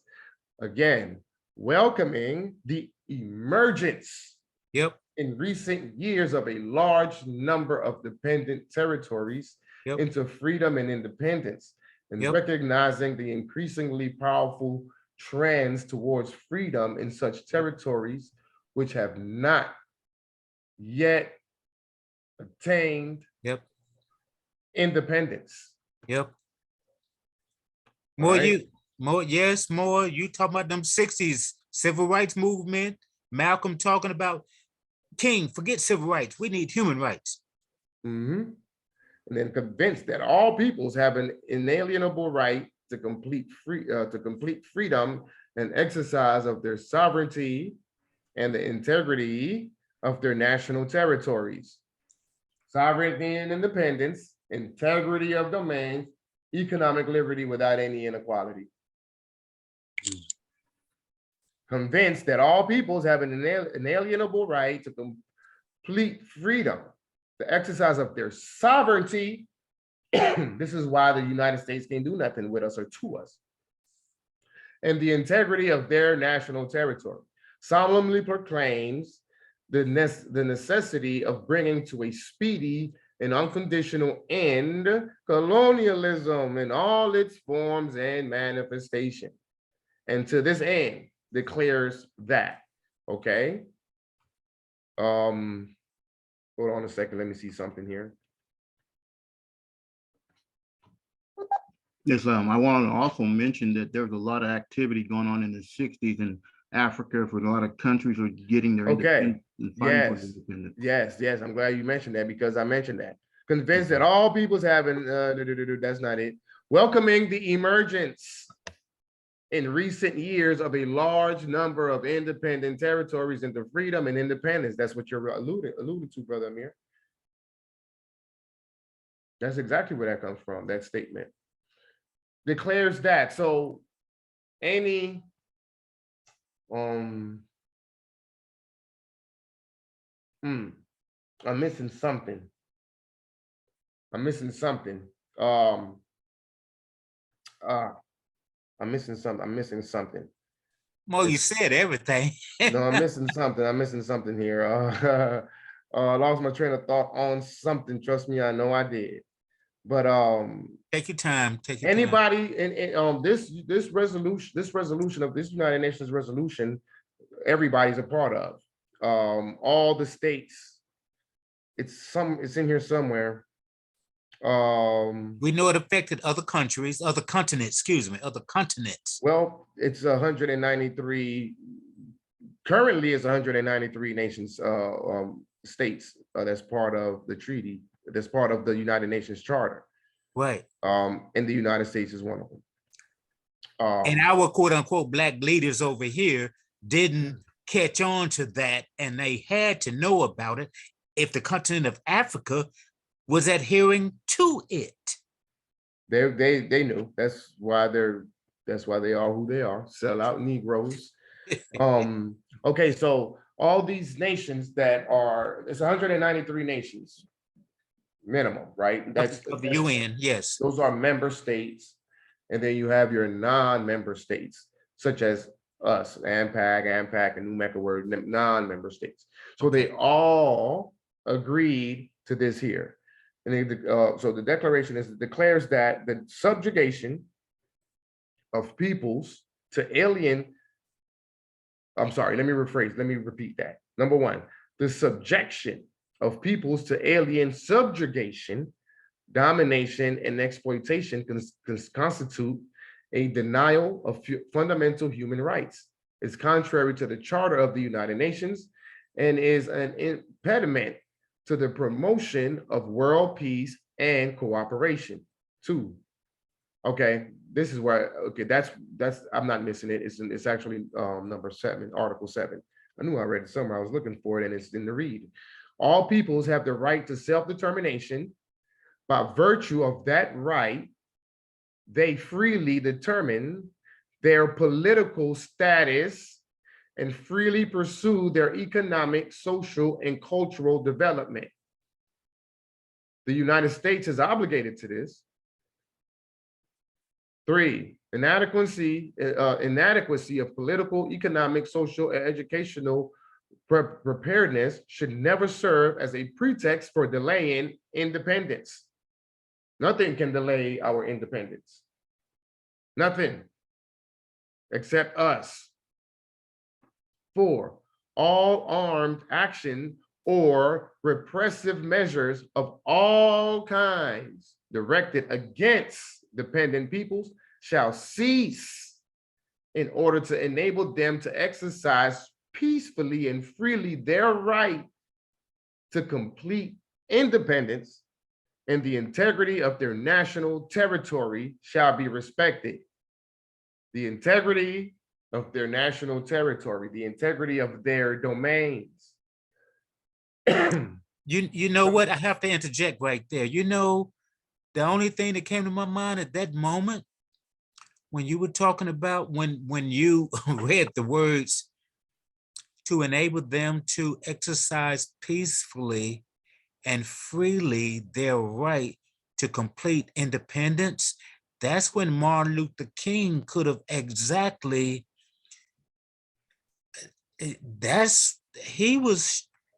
I'm just saying, from a spiritual plane, he was putting that card on the table, but of course some other things happened. But he was talking about peacefully, non-violence, but he was saying, hey, my people got to do something. Yeah, I'm a Mason, but I know who we really are. You know, that's kind of interesting how that says it right there. Exercise peacefully. Mhm. Anyway, I digress. Yes, brother. Please allow me to finish the read. You I interrupted can't. me. I know you get, but try to help it just a little bit. All right. Number 5, immediate steps shall be taken in trust in non-self-governing territories or all other territories which have not yet attained independence to transfer all powers to the peoples of those territories without any conditions or reservations in accordance with their freely expressed will and desire. I mean, without any distinction as to race, creed, or color, in order to enable them to enjoy complete independence and freedom. Let me read that again. Immediate steps shall be taken in trust and non-self-governing territories, right? So non-self-governing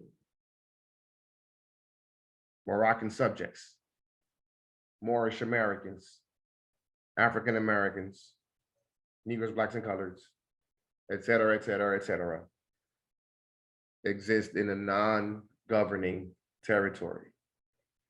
Immediate steps shall be taken in trust and non-self-governing territories or all other territories which shall have not yet attained independence. We have not yet attained independence, to transfer all powers to the peoples of those territories without any conditions or reservation in accordance with their freely expressed will and desire, without any distinction as to race, creed, or color, in order to enable them to enjoy complete independence and freedom. They're bound to this. Article 6. Any attempt aimed at the partial or total disruption of the national unity and the territorial integrity of a country is incompatible with the purposes and principles of the Charter of the United Nations. Number 7, all states shall observe faithfully and strictly the provisions of the Charter of the United Nations, the Universal Declarations of Human Rights, and the present declaration on the basis of equality, non-interference in the internal affairs of all states, and respect for the sovereign rights of all peoples and their territorial integrity. That's a short 7-article United Nations Charter resolution that came out in 1960 that I ain't never heard of ever until the good brother Jay Bay put it out there. I ain't never heard of this. Brother Floyd, have you ever heard of this? You're 64. You've been around during the 60s? No, I have not. No, I have not. Brother Amir, have you ever heard of this? Has anybody on the line has ever heard of Article Resolution 1514? No, I have not. Not before. I Brother did. Jay. I did. Who did? Marius, you did? I sure did by JJ Bay. There you go. There you go. Jesse Jackson didn't say it. But Brother Floyd, that was a great point that you brought up about Martin Luther King and what I just read, all armed actions, what he said about dealing with peace and all that. All armed actions are repressive measures of all kinds directed against dependent people shall cease in order to enable them to exercise peacefully and freely their right to come to complete independence, and the integrity of their national territory shall be respected. And yes, perhaps that's why he was telling us to turn the other cheek. I tell you this, I wasn't in agreement with that at all. Right. You know, Right. I was more with the energy of Malcolm, baby. Man. Yeah. You know. Hey, listen, I hear y'all coming for MLK, right? He was killed because he saw the big light and he tried to turn it on for everybody else. And what happened? They killed him. We're held in exile in our own homeland. That was his last statement. Yeah, he woke up, man. He woke up. Now he ain't wake up. He was already up. He knew all this stuff, but he just kind of said, "Okay, I'm just gonna. I've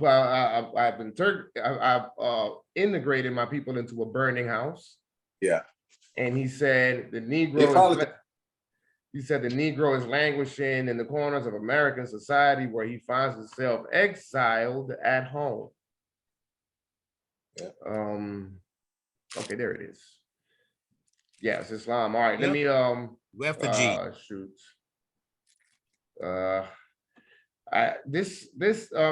If anybody can show me or tell me how to get this, this thing is crazy. The Zoom bar is just blocking my tabs. That's why I keep doing And this. you've been up for the last 36 hours. Yeah, I've been fighting with this thing.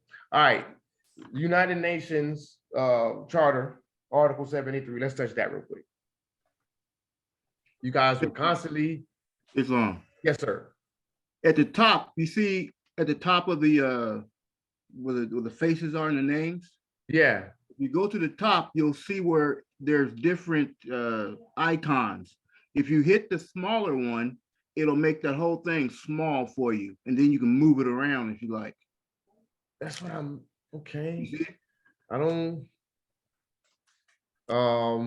It says hide the thumbnail video. Okay. Hide names of annotated, hide video panel.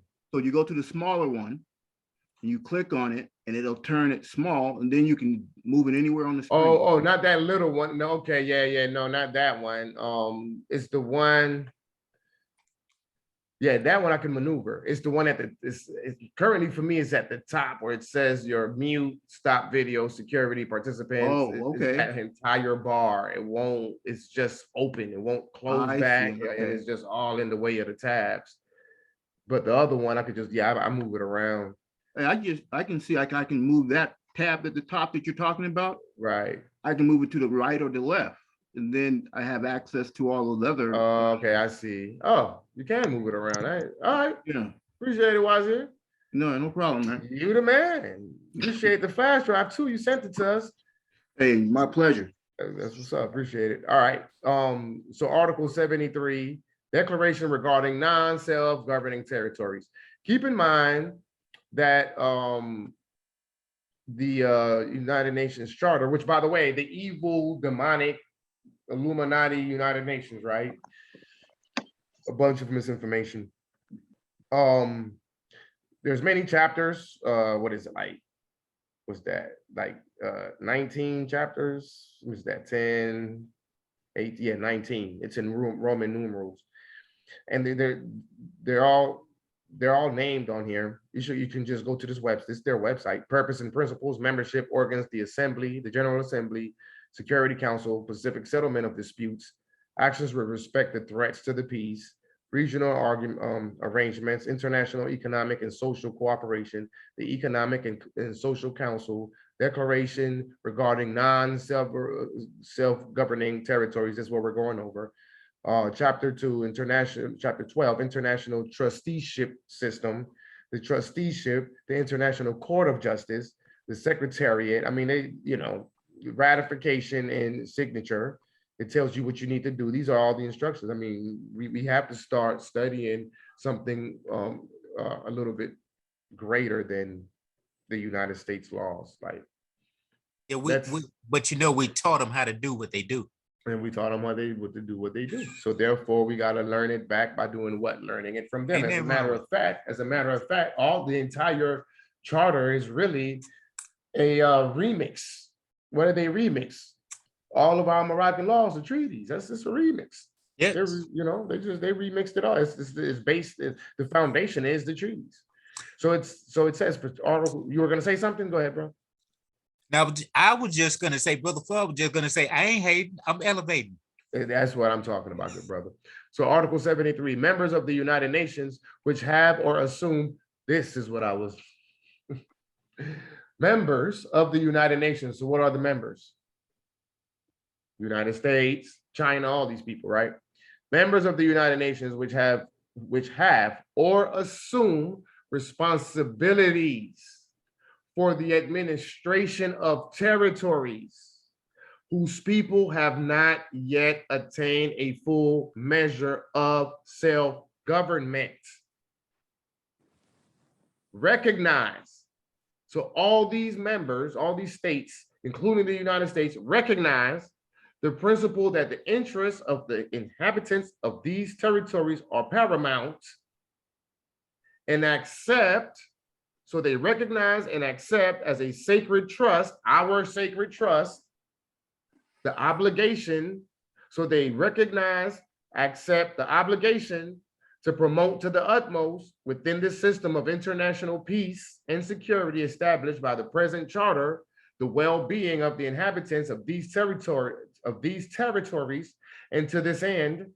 So the United States has recognized, accepted the obligation to A, ensure with due respect for the culture of the peoples concerned, their state governments, political, economic, social, and educational advancement, their just treatment, and their protection against abuses.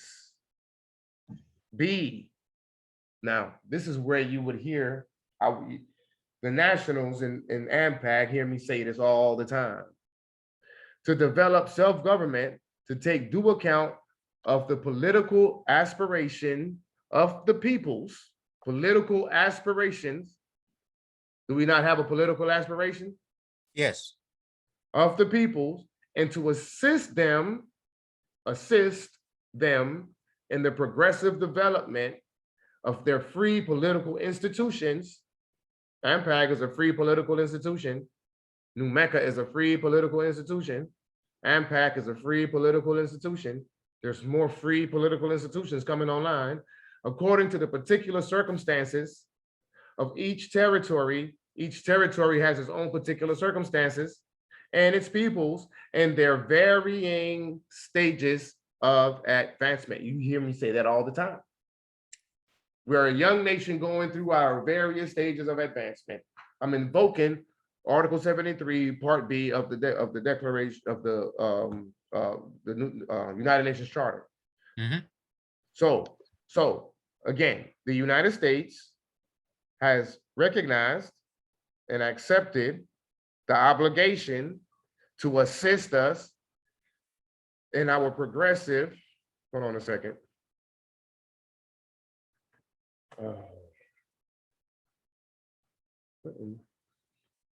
What's going on here? Ben, you talking? Oh my goodness, what is up with this computer? This is All right. Quarantel Pro. That's what the Okay. shit is. Yeah. I agree. All right, YouTube all right. and Hey, UN. hold on, man. Don't be stop. Chill with the swearing, bro. I'm not swearing. Not you. He knows right here. Ben, you're always doing this. All right. Where was I? I done lost my train. I had to reconnect. Hardy, we gotta catch up, man. I ain't heard about you in 10 years. Islam, brother, you was at the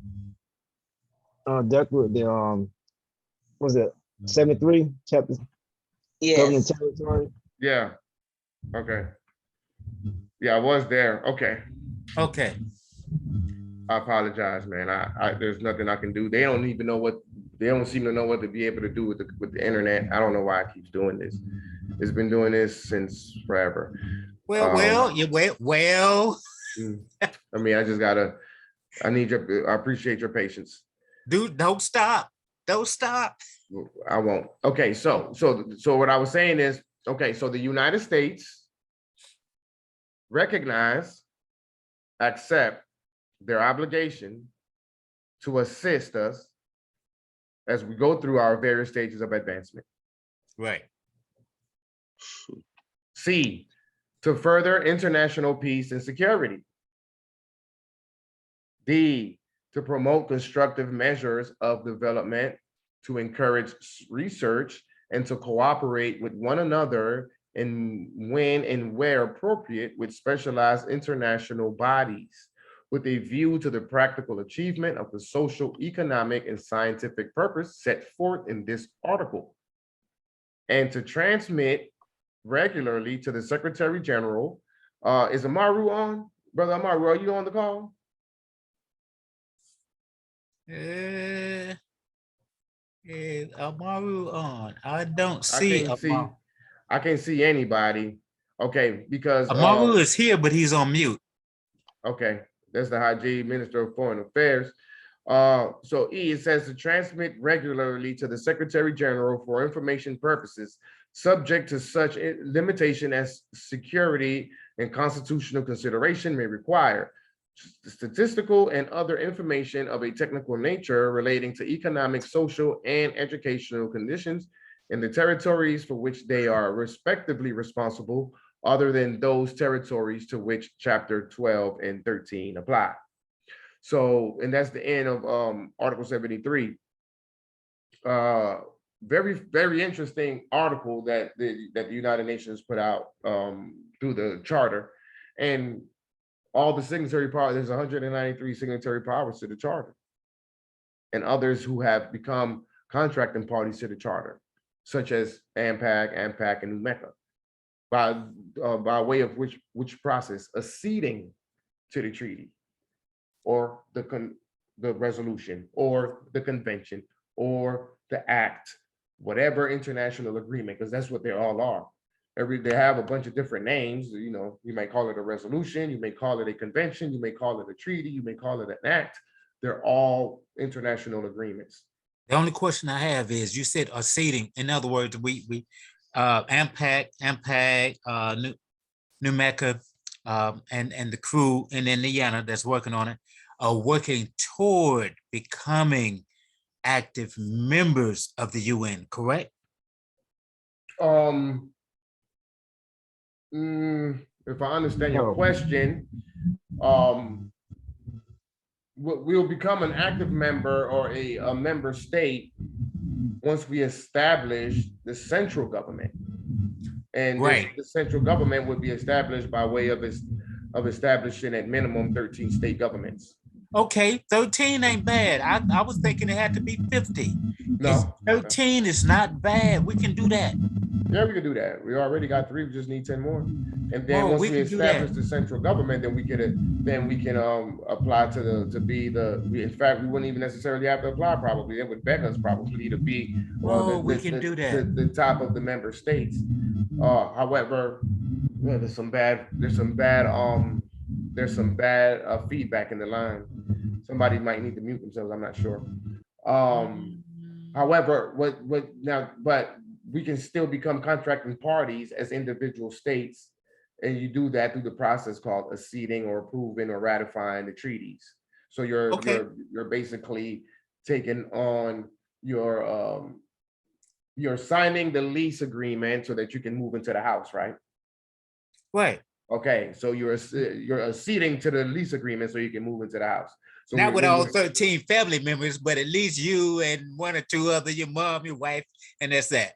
Well, I'm speaking from the perspective of a grantor. So you sign the lease so you can move into the house. I'm just giving that as a example, and as an example to show you consciously what acceding to a treaty is, because a treaty is still an agreement, but acceding to it means that you're signing on to that treaty. Your state is going to be now a contracting party, and so now in doing so, you gain full powers to negotiate with all other signatory powers of that respective treaty. And so obviously if the United States of America, or the United States, well, internationally they sign up the United States of America.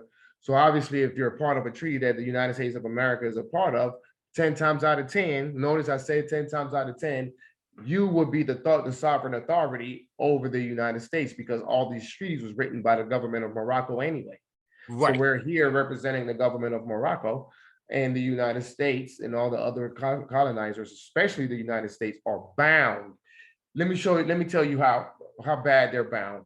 So don't say it like that. How bad they're bound, man. You need to stop. Earlier, I mentioned the different signatory powers in the Treaty of Madrid, the Act of Algeciras, is 12 of them.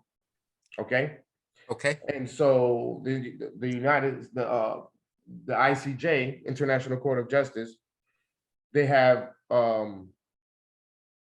in their judgment, they pointed out that the other 11 signatory powers have left. The only ones, have relinquished their jurisdiction in their various forms, whether it be capitulation of regime or extraterritoriality. They all enjoyed different privileged statuses here.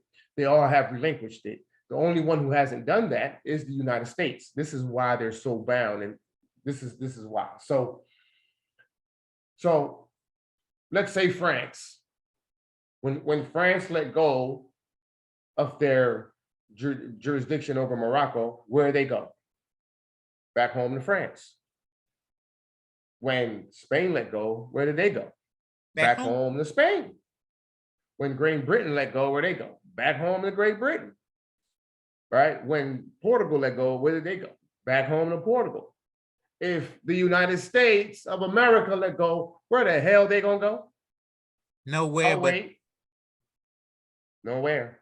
They have nowhere to go. That's why they're still holding on. And praying that Drew Ali don't say, drink some water. Right. They're just holding on and just holding on, because they don't have nowhere else to go.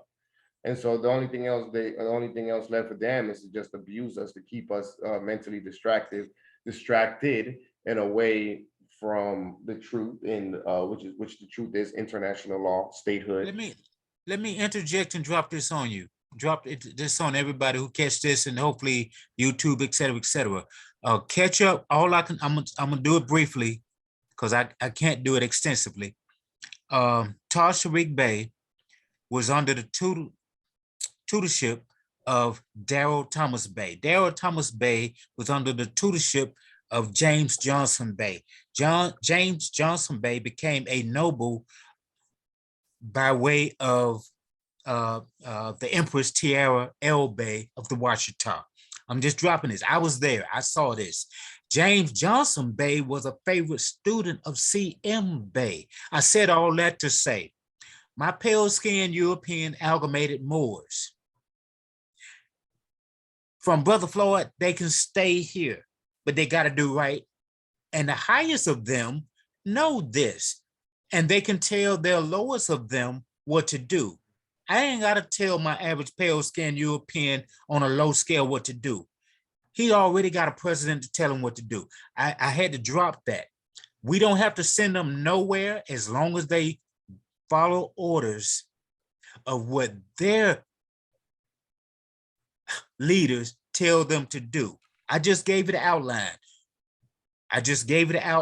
I met James Johnson Bey. He gave me my 2 red little booklets, Talk of Destiny 1 and 2, in my hand in 92, 93, before I even joined, quote unquote, the Moorish Science Temple of America. And he was a student of C.M. Bey. So that just dropped that. We can keep them as long as they do right, because I need somebody to help me do my gardening. I'm joking now. I need those of our offsprings, but the ones that do righteous, yes.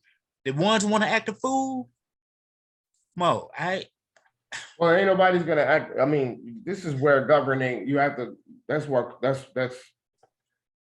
legislation is all about. You have to govern the people of the land, especially the foreigners to the land. The mere fact that we're seeking friendly relations and negotiation is simply to get back to the treaties, which is peace and friendship, right? However, it is also a lease agreement that the colonizers have, and they owe rent through taxes.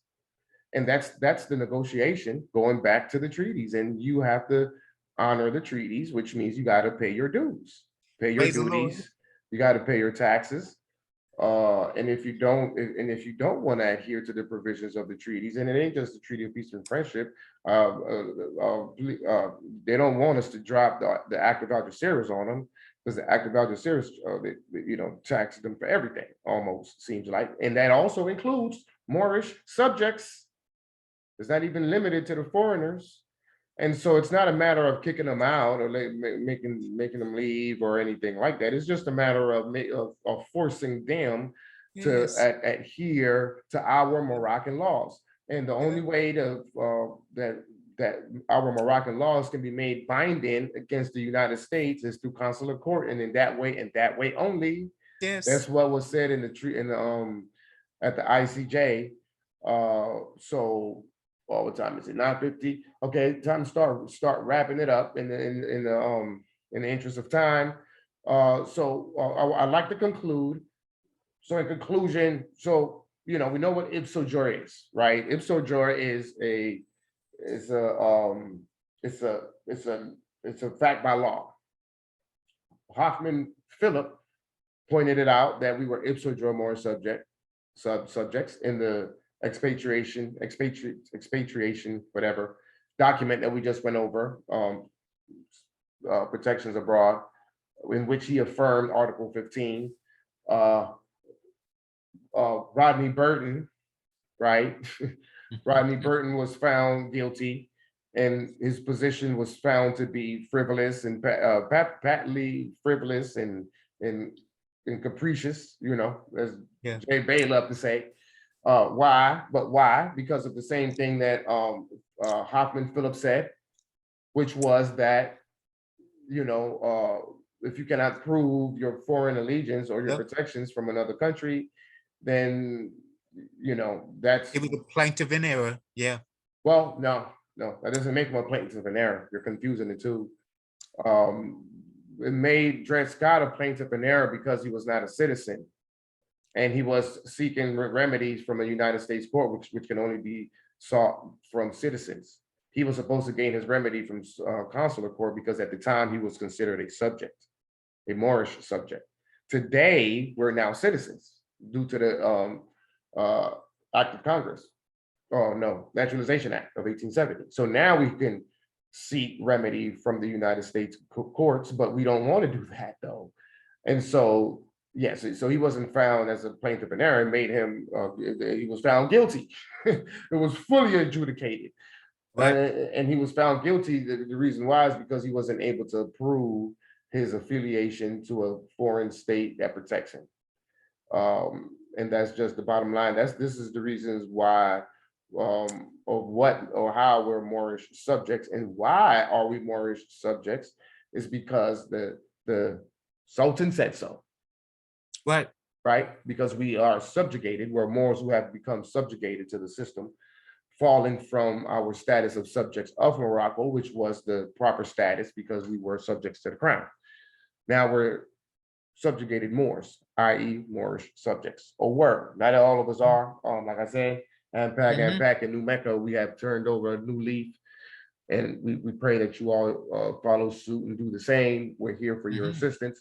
And so the problem was that we have been misclassified outside of Moorish subject into Negro, Black, colors, African Americans, and we already know the laundry list. It's like a mile long. We got every single name. We're even comedians. We're everything except Moorish subjects. But that's what our proper status is. And so what is the answer? Well, I think we went over the answer. The preamble, first of all, Article 15 of the Act about the Treaty of Madrid, 1880, choose between the submissions of the laws of the empire. And then how do you do that? Through establishing your state governments. If there isn't none in your territory, and if there is one in your territory, then you would consent to that government and take your allegiance to that particular government. Go ahead, Brother Marius. What you got, Brother Marius? You laid up in bed, Brother Marius. Put a t-shirt on, Brother Marius. Put a t-shirt on, man. My little cheese. Listen, so you said the proper status for us is Moorish subjects? No, that's not what I said. Well, Yes, in a subjugated state. In a subjugated state. Okay, Right. I thought I heard you saying that was our like. Okay, I'm glad if anybody might have misunderstood what I was saying. No, that's our proper status in a subjugated state. Meaning that our ultimate status is obviously that of a national. Man, you tired. You've been up 38 hours, man. But being that we're under the those who are under the jurisdiction of the United States as citizens, Negroes, coloreds, African Americans, more, those people are none of that. They would be considered, the proper status for them would be Moorish subjects. IPSO JURE Moorish subjects, yeah. Right. Well, right. So in other words, they took you out of that status and put you started kicking you down the street like a can. Negro, black, colored, African American, everything else, Indian. Yeah. Right. But then the kids subscribe to it. So once they learned that in school, then this kids is teaching their kids today that's what we. So hey, we have assumed, we have assimilated it. Right. Over generations. Right. Okay. And that's what baby billy goats do. Right. And so I'm almost done concluding. And so what is the answer? Statehood, Article 15, submit to the submission of the laws of choose between the submission of the laws of the empire. We went over Resolution 1514, right? Came out in 1960. That document was to help or assist us in enforcing decolonization. We went over the articles, Article 1 and 2 of the Treaty of Treaties, the Law of Treaties, which gave you, and that's just a few things. There's so much more, right? And then finally, we ended off here with Article 73, which it shows you that we're primed for power. The United Nations has been trying to give us these breadcrumbs. They've been trying to assist us. We can go into the Treaty of the Rights of Indigenous Peoples. There's plenty declarations, conventions, resolutions, etc., coming out of the charter, the United Nations Charter, that's for our salvation, and it's actually a spin-off from the treaties. They use terms like sovereignty and independence, integrity of domains, and economic liberty without any inequality. These terms are being rehashed and recycled throughout all of the United Nations documents, or at least the ones that I've read or that I've heard the mother on AMPAG reading, or through the AMPAG study sessions. It's just being reaffirmed over and over and over. So they are definitely they've been putting out many Batman signals out there for the Moors to wake up. And we finally are coming to it. I'm glad the brother Jay Bay saw it, resonated with the Batman signal, and started putting out the information for free. By the way, 68 study sessions going on 69, all of them free. AMPAG established their state government before study session 50 came out. New Mecca established their state government probably before 45 came out. Okay. And so there's no excuses. If we were Is there Indiana? They're working on it.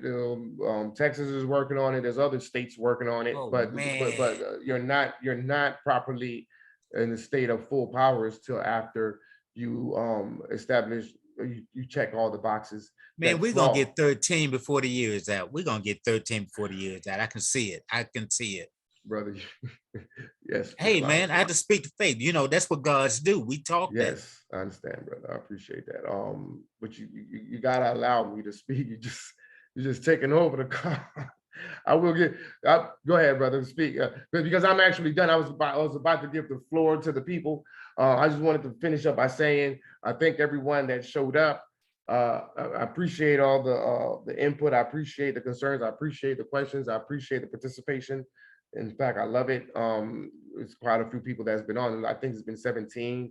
If anyone has had any questions and has your hands raised, I can't see it. That's how many. It's so many people that I can't even see everybody at one time and control the screen. But as you all already know, if you've been to these sessions, all you got to do is just butt in and ask questions or make your statement.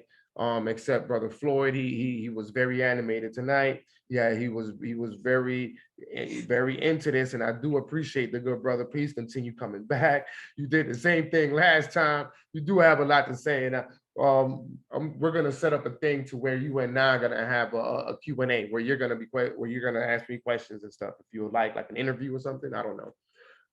Give you an opportunity to really speak your mind, because as an elder, you do have a lot to say, and you do have a lot of wisdom. You have a lot of wisdom that's necessary, and these are part of many of the reasons why we want you as part of our state, especially as it relates to the spiritual sciences that you possess in your spirit. With astrology, yes, Islam. So with that said, I will open up the floor for everyone that has anything to say, questions, concerns. Have at it. I yield the floor. Islam. I just got one question. I still don't know how to watch that interview you did. It's called going on YouTube, my brother, Mr. 1400. The reason why I called this guy 1400 is because I'm 15. Sorry. Man, you still 1400. You ain't no 1500. He showed me his chess.com app, and I was trying to brag about 1200, and he came out with 14, and I just had to shut up. So and now he's at 15. But yeah, it's on the AMPAG Media YouTube channel. So it's not the same as the Colorado one, right? No, ours is called AMPAG Media. Media. Okay. If you go on there, you will see your oath of allegiance, bro. Yeah, I never knew those. Man, listen. Yeah, it's on there. AMPAG Media. If you want, I could. You hear me? No. About to call for you. She said she was gonna send me the link and stuff. I'm lying. No. Oh no, come on, man, you playing. But yeah, it's on there, and so your inauguration is on there as well, brother. Awesome, cool. I'm gonna go look at that. Yes, sir. All right, well, Islam, y'all, I gotta get up at 3:30 a.m. All right, good brother, go get some rest, man. We'll talk soon. Appreciate you showing up. Yeah. Islam, all right, good brother. Peace and love. The floor is open. I got a quick question. Akil. Chief, yo. I asked it in the chat, and I seen somebody that answered just to bring it up, get more clarification. And I have asked this question before months ago. Your phone sounds kind of messed up. If you're kind of like, I don't know, adjust it a little bit. I'm not sure. It's probably, I got my headphones in. Can you hear me now? Since I've spoken up? Yeah, I can hear you. Let me take these off and use my phone. Go ahead, bro. Okay.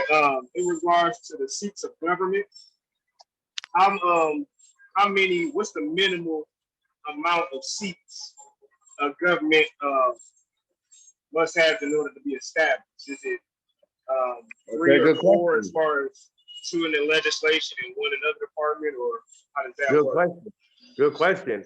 We started with what, 7, maybe 10 people? You don't need that many. You want to have, you want your legislative branch, at least one person to represent your legislative branch.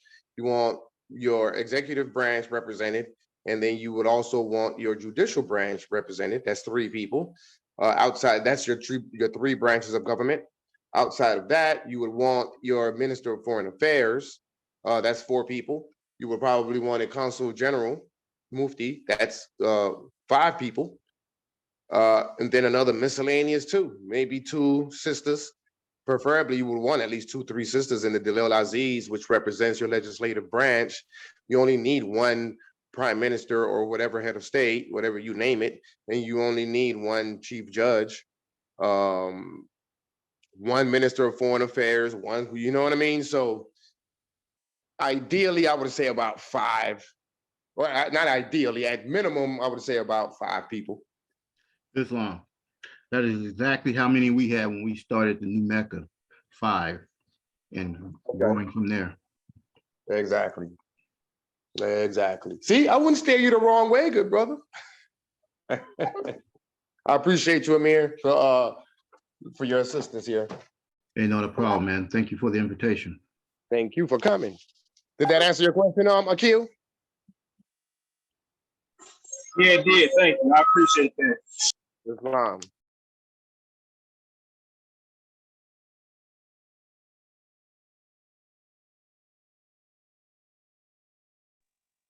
Brother Floyd, I know you ain't quiet. I no, you didn't. I'm quiet. I have to listen for it sometime. I talk only when I have questions. I'm like a baby harpy eagle. I only eat when I'm hungry. Now, everybody else is quiet or they're not there. Oh, I'm sorry. I was on mute. I was talking and I was on. Okay. Brother Kill? They're just quiet. They're not. I'm surprised. My good brother, the Mufti General, the Consul General, the Mufti ain't got some words of wisdom right now. He keep a word of wisdom or two. He's a Grand Sheikh in the temple. Awesome brother. Awesome brother. We're lucky to have him. He's a Grand Sheikh, which we hold in high regard. The problem is that most Grand Sheiks don't see nothing outside of what they think the Prophet brought. And the problem with that, and the reason why I say think, is because they understand and they know that the temple has been infiltrated, but yet for some reason, they don't think that the Prophet's literature was infiltrated. Like they think that everything he said was 100. No, man, it was infiltrated, man. He didn't say a lot of the stuff.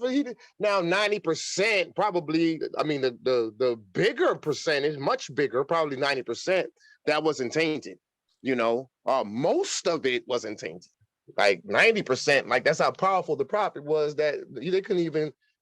All they did was, in my opinion, conjecture. Obviously, is they worked the information to put us into a situation to where we would be taking the jurisdiction of the United States with things like enforce the Constitution and that type of thing. We're part and parcel of this said government and, American citizens and Moorish American and these types of things. The Prophet didn't say none of that. I don't think. But that's the lower self. That's what the lower self. Ask yourself, ask me. Before you knew about what you're doing and what you're learning, were you not speaking from your lower self? You have to say yes. Yeah. You didn't know any better. That's correct. The lower self has I was going to say the lower self has no idea what the higher self is about. But the lower self figures until the higher self do what it's supposed to do, I'm going to do what I got to do. Cain and Abel, allegory. One brother against another, came out the same womb, supposedly. But the issue is, the Prophet said, how many selves is there? 2. The higher self is the mother.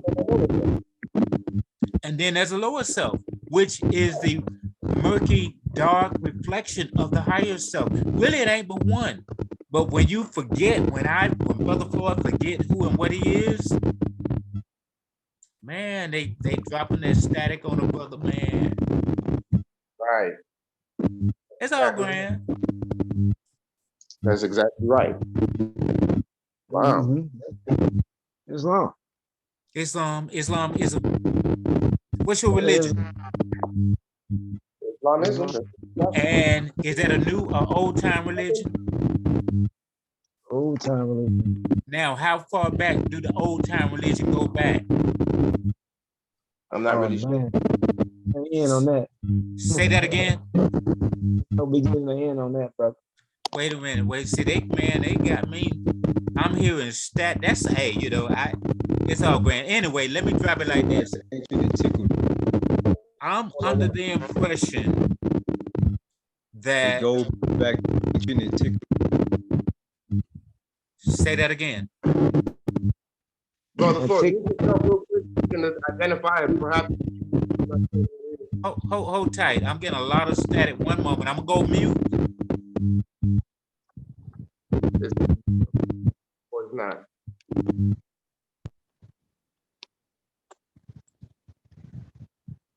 Is it piece out? I had to cut this light off because my phone is down. I had to plug it up.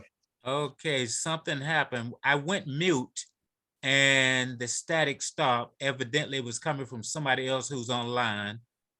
So, okay, I thought it was me, but it's not. It was somebody else. The old time religion he was talking about.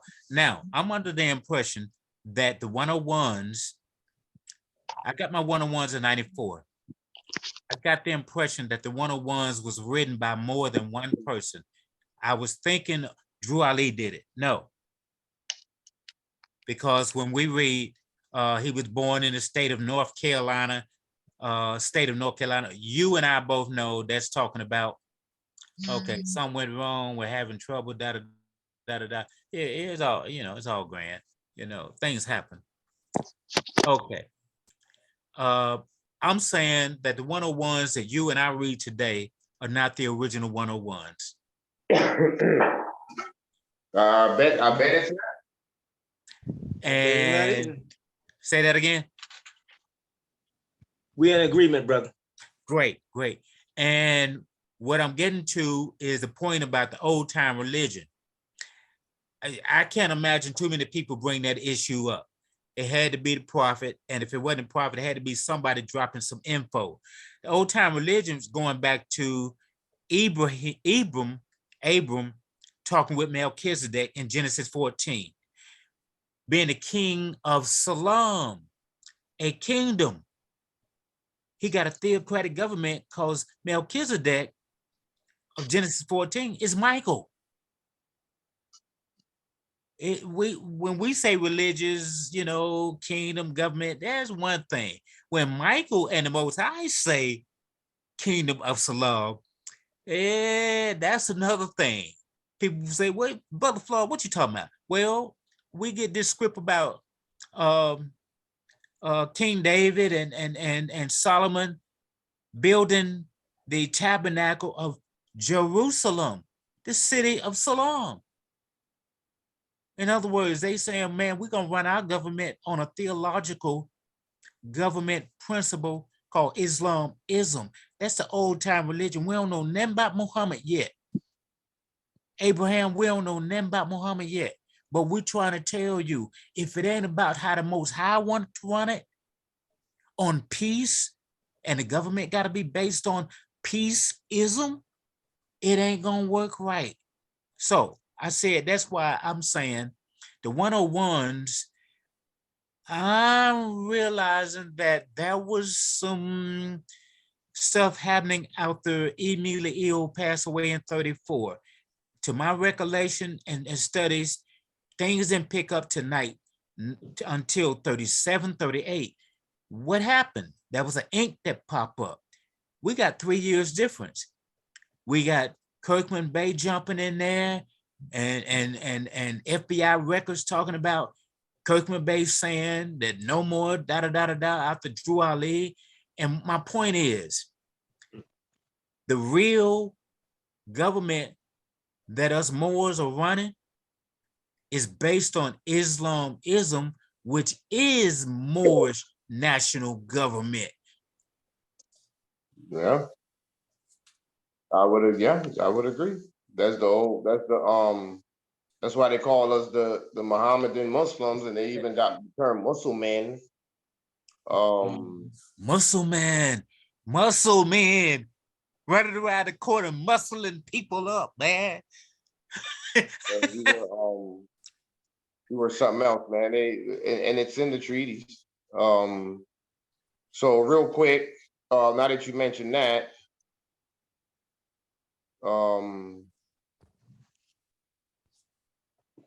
practices and beliefs, early history, internal split.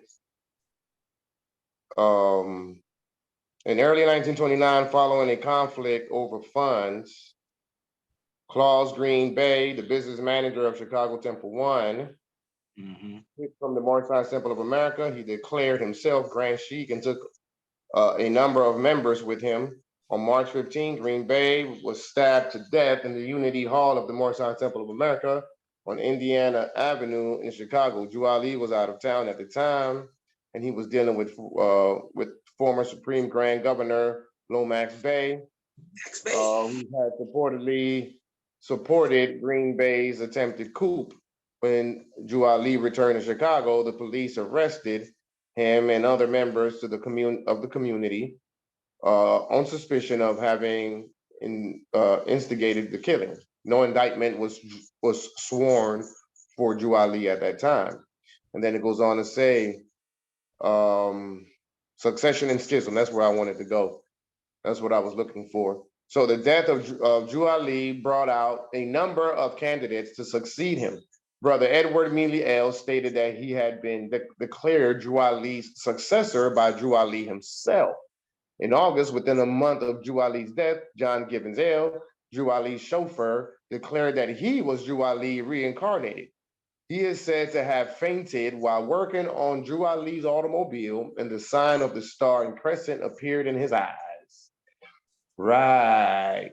At the September Unity Conference, Gibbons again made his claim of reincarnation. However, the governors of the Moorish Temple of America declared Charles Kirkman Bey to be the successor to Drew Ali and named him Grand Advisor. With the support of several temples each, Mealy L and Gibbons L both went on to lead separate factions of the Moorish Science Temple. All three factions, Kirkman, Bey, Mealy L, and Gibbons L, are active today. So who's the correct one? And who cleaned up the temple? Exactly, crickets. Nobody can tell me who cleaned up the temple. Cricket. Go ahead, good brother Watson. It's not cleaned up, brother. It's got to get cleaned up. It's got to get cleaned up. Yeah. So there's a split, a three-way split, and we could even add to that. There's a fourth split that they didn't mention here, but they did mention it towards the bottom. Nation of Islam. Okay. Nation of Islam is another split. Oh, in fact, that's what it says here. The community was further split when Wallace Farr Muhammad, known with the temple as David Fordell, also claimed or was taken by some to be the reincarnation of Drew Ali. When his leadership was rejected, Fordell broke away from the Moorish Science Temple. He moved to Detroit, where he formed his own group, an organization that would become the Nation of Islam. The Nation of Islam denied any historical connection. Look at that. Yeah. Historical connection with the Moorish Science Temple until February 26, 2014, when Louis Farrakhan acknowledged the contributions of Noble Drew Ali to the Nation of Islam and their founding principles. Look at that. Yeah. Look at that. He had to get some respect. Exactly. But the point is that, you know, with something this egregious, a four-way split, how can you cling on to the words of the Prophet Noble Drew Ali when you can't really prove that the Prophet Noble Drew Ali said a lot of that stuff?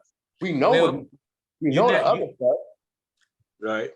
You're not being what's the word I want to say? You're not just talking out the side of your neck when you ask that question. There's a word for that when you're not being it'll come to me later. But anyway, you ain't talking out the side of your neck when you just ask that question. How can you do that? There's only one or two ways. You either bullshitting and, excuse me, pardon my Frankenstein. You're fine. You're either BSing or you have no idea what's going on. Right. Well, these people, these grand governors and supreme grand governors and supreme grand sheiks and all these grand titles, they know. Oh, they know. Yeah. They know. They know. And if they don't know, the other side, what I'm saying is the other side is my lower self, and this from Brother Floyd, my lower self can say anything. And if neither one of you brothers can tell the difference,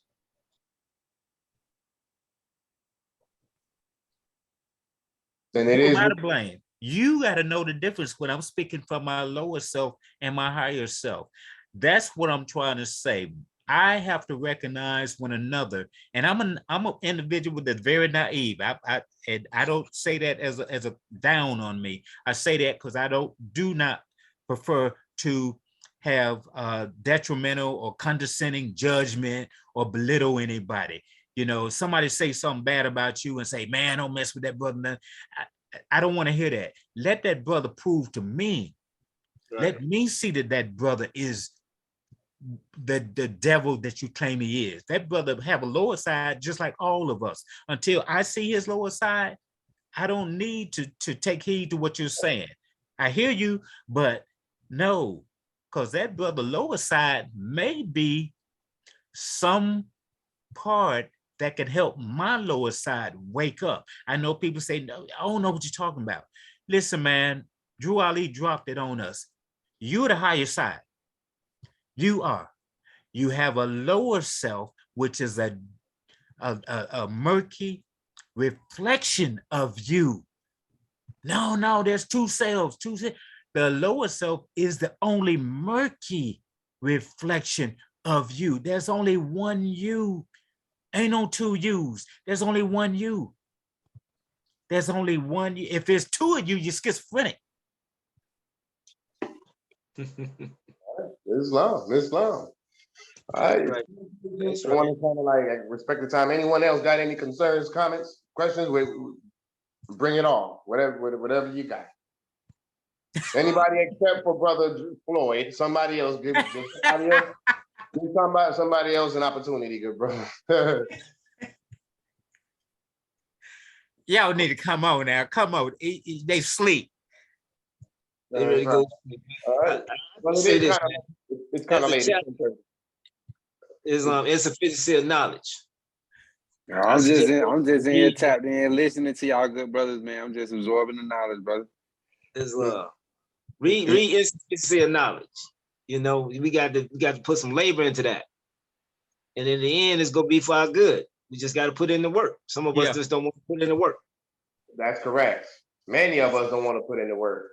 Nope, don't nobody want to put in the work. It's too hard, it's too much. Got too much else, other stuff going on. But we got to take heed. We got to do it. We got to do it. Got the fivefold: inconstancy, insufficiency of knowledge, weakness, misery, and inconstancy. So we got to conquer those fivefold. Well said. All right. Well, if there's nothing else. Well, man, let me drop this on. If I'm 64, and I say that's young. If anybody older than 64, and that's young, I'm 64 in September 17, 1958. I've been having a quote unquote Moorish American nationality card since '94. I'm learning about three, four different astrologies, et cetera, et cetera. So I'm learning about me from high to left. I'm just letting you know, Mo, time is short. I don't care if you're 18. I don't care what you got to say. Say something. I'm 64. I need another 64 just to catch up on what I'm learning about me to be able to do something. Give me 10 more years. I'm asking Allah, give me 10 more. As I get 5 more, that's 69. And my 18-year-olds, 20, 30, 40, 50-year-olds ain't doing half as much as I'm doing, I'm gonna kick you in the butt when I see you. If you ain't doing as much as I'm. Mo, we dying left and right. We are, every human being on the planet is dying left and right because the Moors, nationals on this continent of Morocco, ain't doing what we supposed to do. I have to repent every time my eyes open up every morning for not doing what I was supposed to do. My parents didn't know, my grandparents didn't know, my great-grandparents didn't know. I'm trying to do research on my great-great-grandparents. I got a picture of my great-great-grandmother, Sally Armstrong, Athens, Georgia. She had land where the university sits now. I don't even know where her body is buried. But this woman owned land. Do you hear what I'm trying to say, man? Here we are gods over here and we don't even know. So anybody younger than me, you got an obligation, man. I'm gonna leave here maybe before you. I get another 64, I'm gonna kick you in the butt. I'm just letting you know if you ain't done that. So you have to speak up. Even if you say, I don't know what to do. That's more than saying nothing. Am I right, Moors? Islam, good brother. Islam. Islam. Islam. And with that, I yield the floor. And I gotta crash out. I usually crash out at 6:30, bro, and wake up at 2 a.m. and wait and start studying. So anyway, I love y'all, man, because this is monumental. This is monumental. Man, I got grandsons, I got grandchildren. They have no idea what you and I are talking about right now. Their parents, my daughters, don't want to hear it. I'm the oldest of 10. I got one sibling might sit here and listen, and he claimed to be a Hebrew Israelite, and he don't still want to hear what I'm talking about, let alone hear about what we're talking about, which includes him. Do you know I'm depressed? Anyway, I love y'all all because of what happened this evening. I'm overjoyed. I'm happy deep inside because I know Allah is doing some things. If I left here in my sleep between now and the next 3-4 hours when I wake up, because I only get 4 hours, and I'm refreshed. I'm gonna give praise to the Most High, man. We got to stick with these young ones. We got to stay on these young ones. I give praise to I say J Charles, JJ, and my Wazir, Abdul Bey, Mo. We are doing some things that the Most High looking at. We are doing some things, man, and we got to keep doing what we're supposed to do. This ain't no joke, man. I'm depressed. Y'all, I know I'm gonna say that. I know I keep saying in the 4 Gospels when they talk about Jesus wept, the shortest verse in the Bible, he wept because he had compassion on a multitude of people, of his people, that he couldn't help because they had no faith in anything he had to say. If that ain't a bitch, tell me what is. Nobody want to hear anything you got to say when you trying your best to do for them and they don't want to hear it. Mo, that is depressing. He wept because he was depressed. That's an allegory. Yeah. I weep and depressed. But because of brothers like y'all,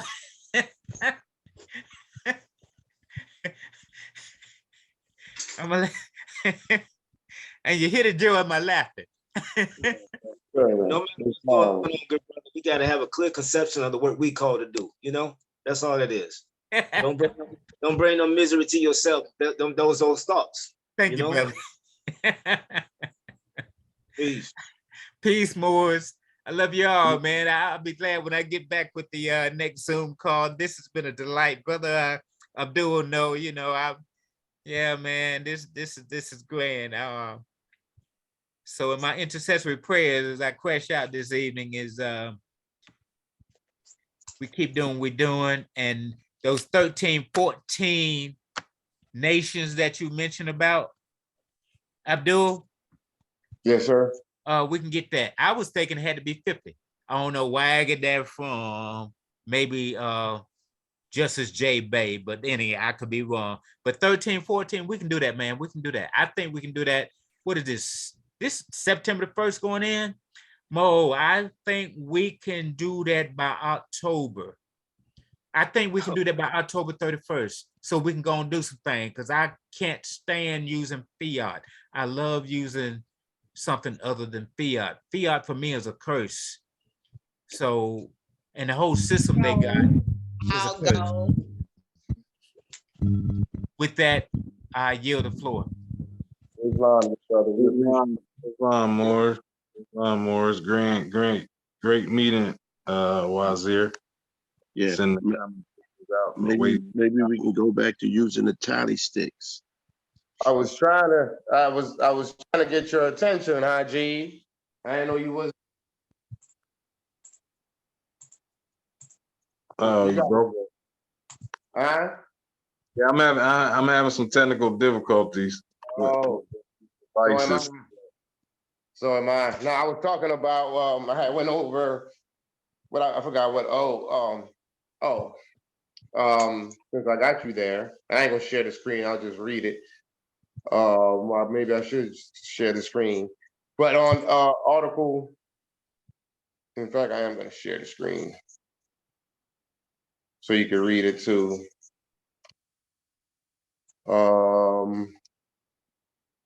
So I was going over Article 73 and Part E, Article 73, the Charter of the United Nations. It says that you must transmit regularly to the Secretary General for information purposes, subject to such limitations as security and constitutional considerations may require, et cetera, et cetera, et cetera. The point is that we must transmit regularly to the Secretary General. So everything that we do in terms of our correspondences with the colonizers, et cetera, we want to send a copy to the United Nations. You follow what I'm saying? I follow. Yeah. Yeah. Yeah. I've been meaning to request that of you. So yeah, that's one of our other processes. Regular transmission with it. So that way, what we're doing with that is building up a case against them. It's chess, not checkers. We're building up a case against the colonizers. So in case we have to bring them to the ICJ, they have a paper trail of correspondences and transmissions to the United Nations. You follow? I follow precisely. Islam. Islam. By All the right. way, Mhm. 69 just dropped. Oh, I gotta get up off of here. Good look, appreciate that, Haji. That was some good news. That was good. Yeah, Islam. Now I got something to do tonight. All right. If there's anything else, Parashine, anybody? No? All right. Well, I appreciate your attendance. I hope we learned something here today. Prophet would say nationality is the order of the day. I'm gonna upgrade that and I'm gonna say statehood is the order of the day, which by the way, perhaps that's what the prophet meant. Islam. So we'll see you next week, next Sunday. Sunday we'll have another class. We'll be finishing up the Treaty of Madrid. Get away. We'll be finishing up the Treaty of Madrid. Not the Treaty of Madrid, the Act of Algeciras, amongst other things. You know, I always come with other stuff. So with that said, peace, love, and prosperity to you all. I appreciate your attendance. And I look forward to speaking with you all on the next training class, or should I say presentation. Thank you, Islam. Prime Minister. Thank you, Prime Minister. I thank you. I thank everybody. Islam. Gratitude.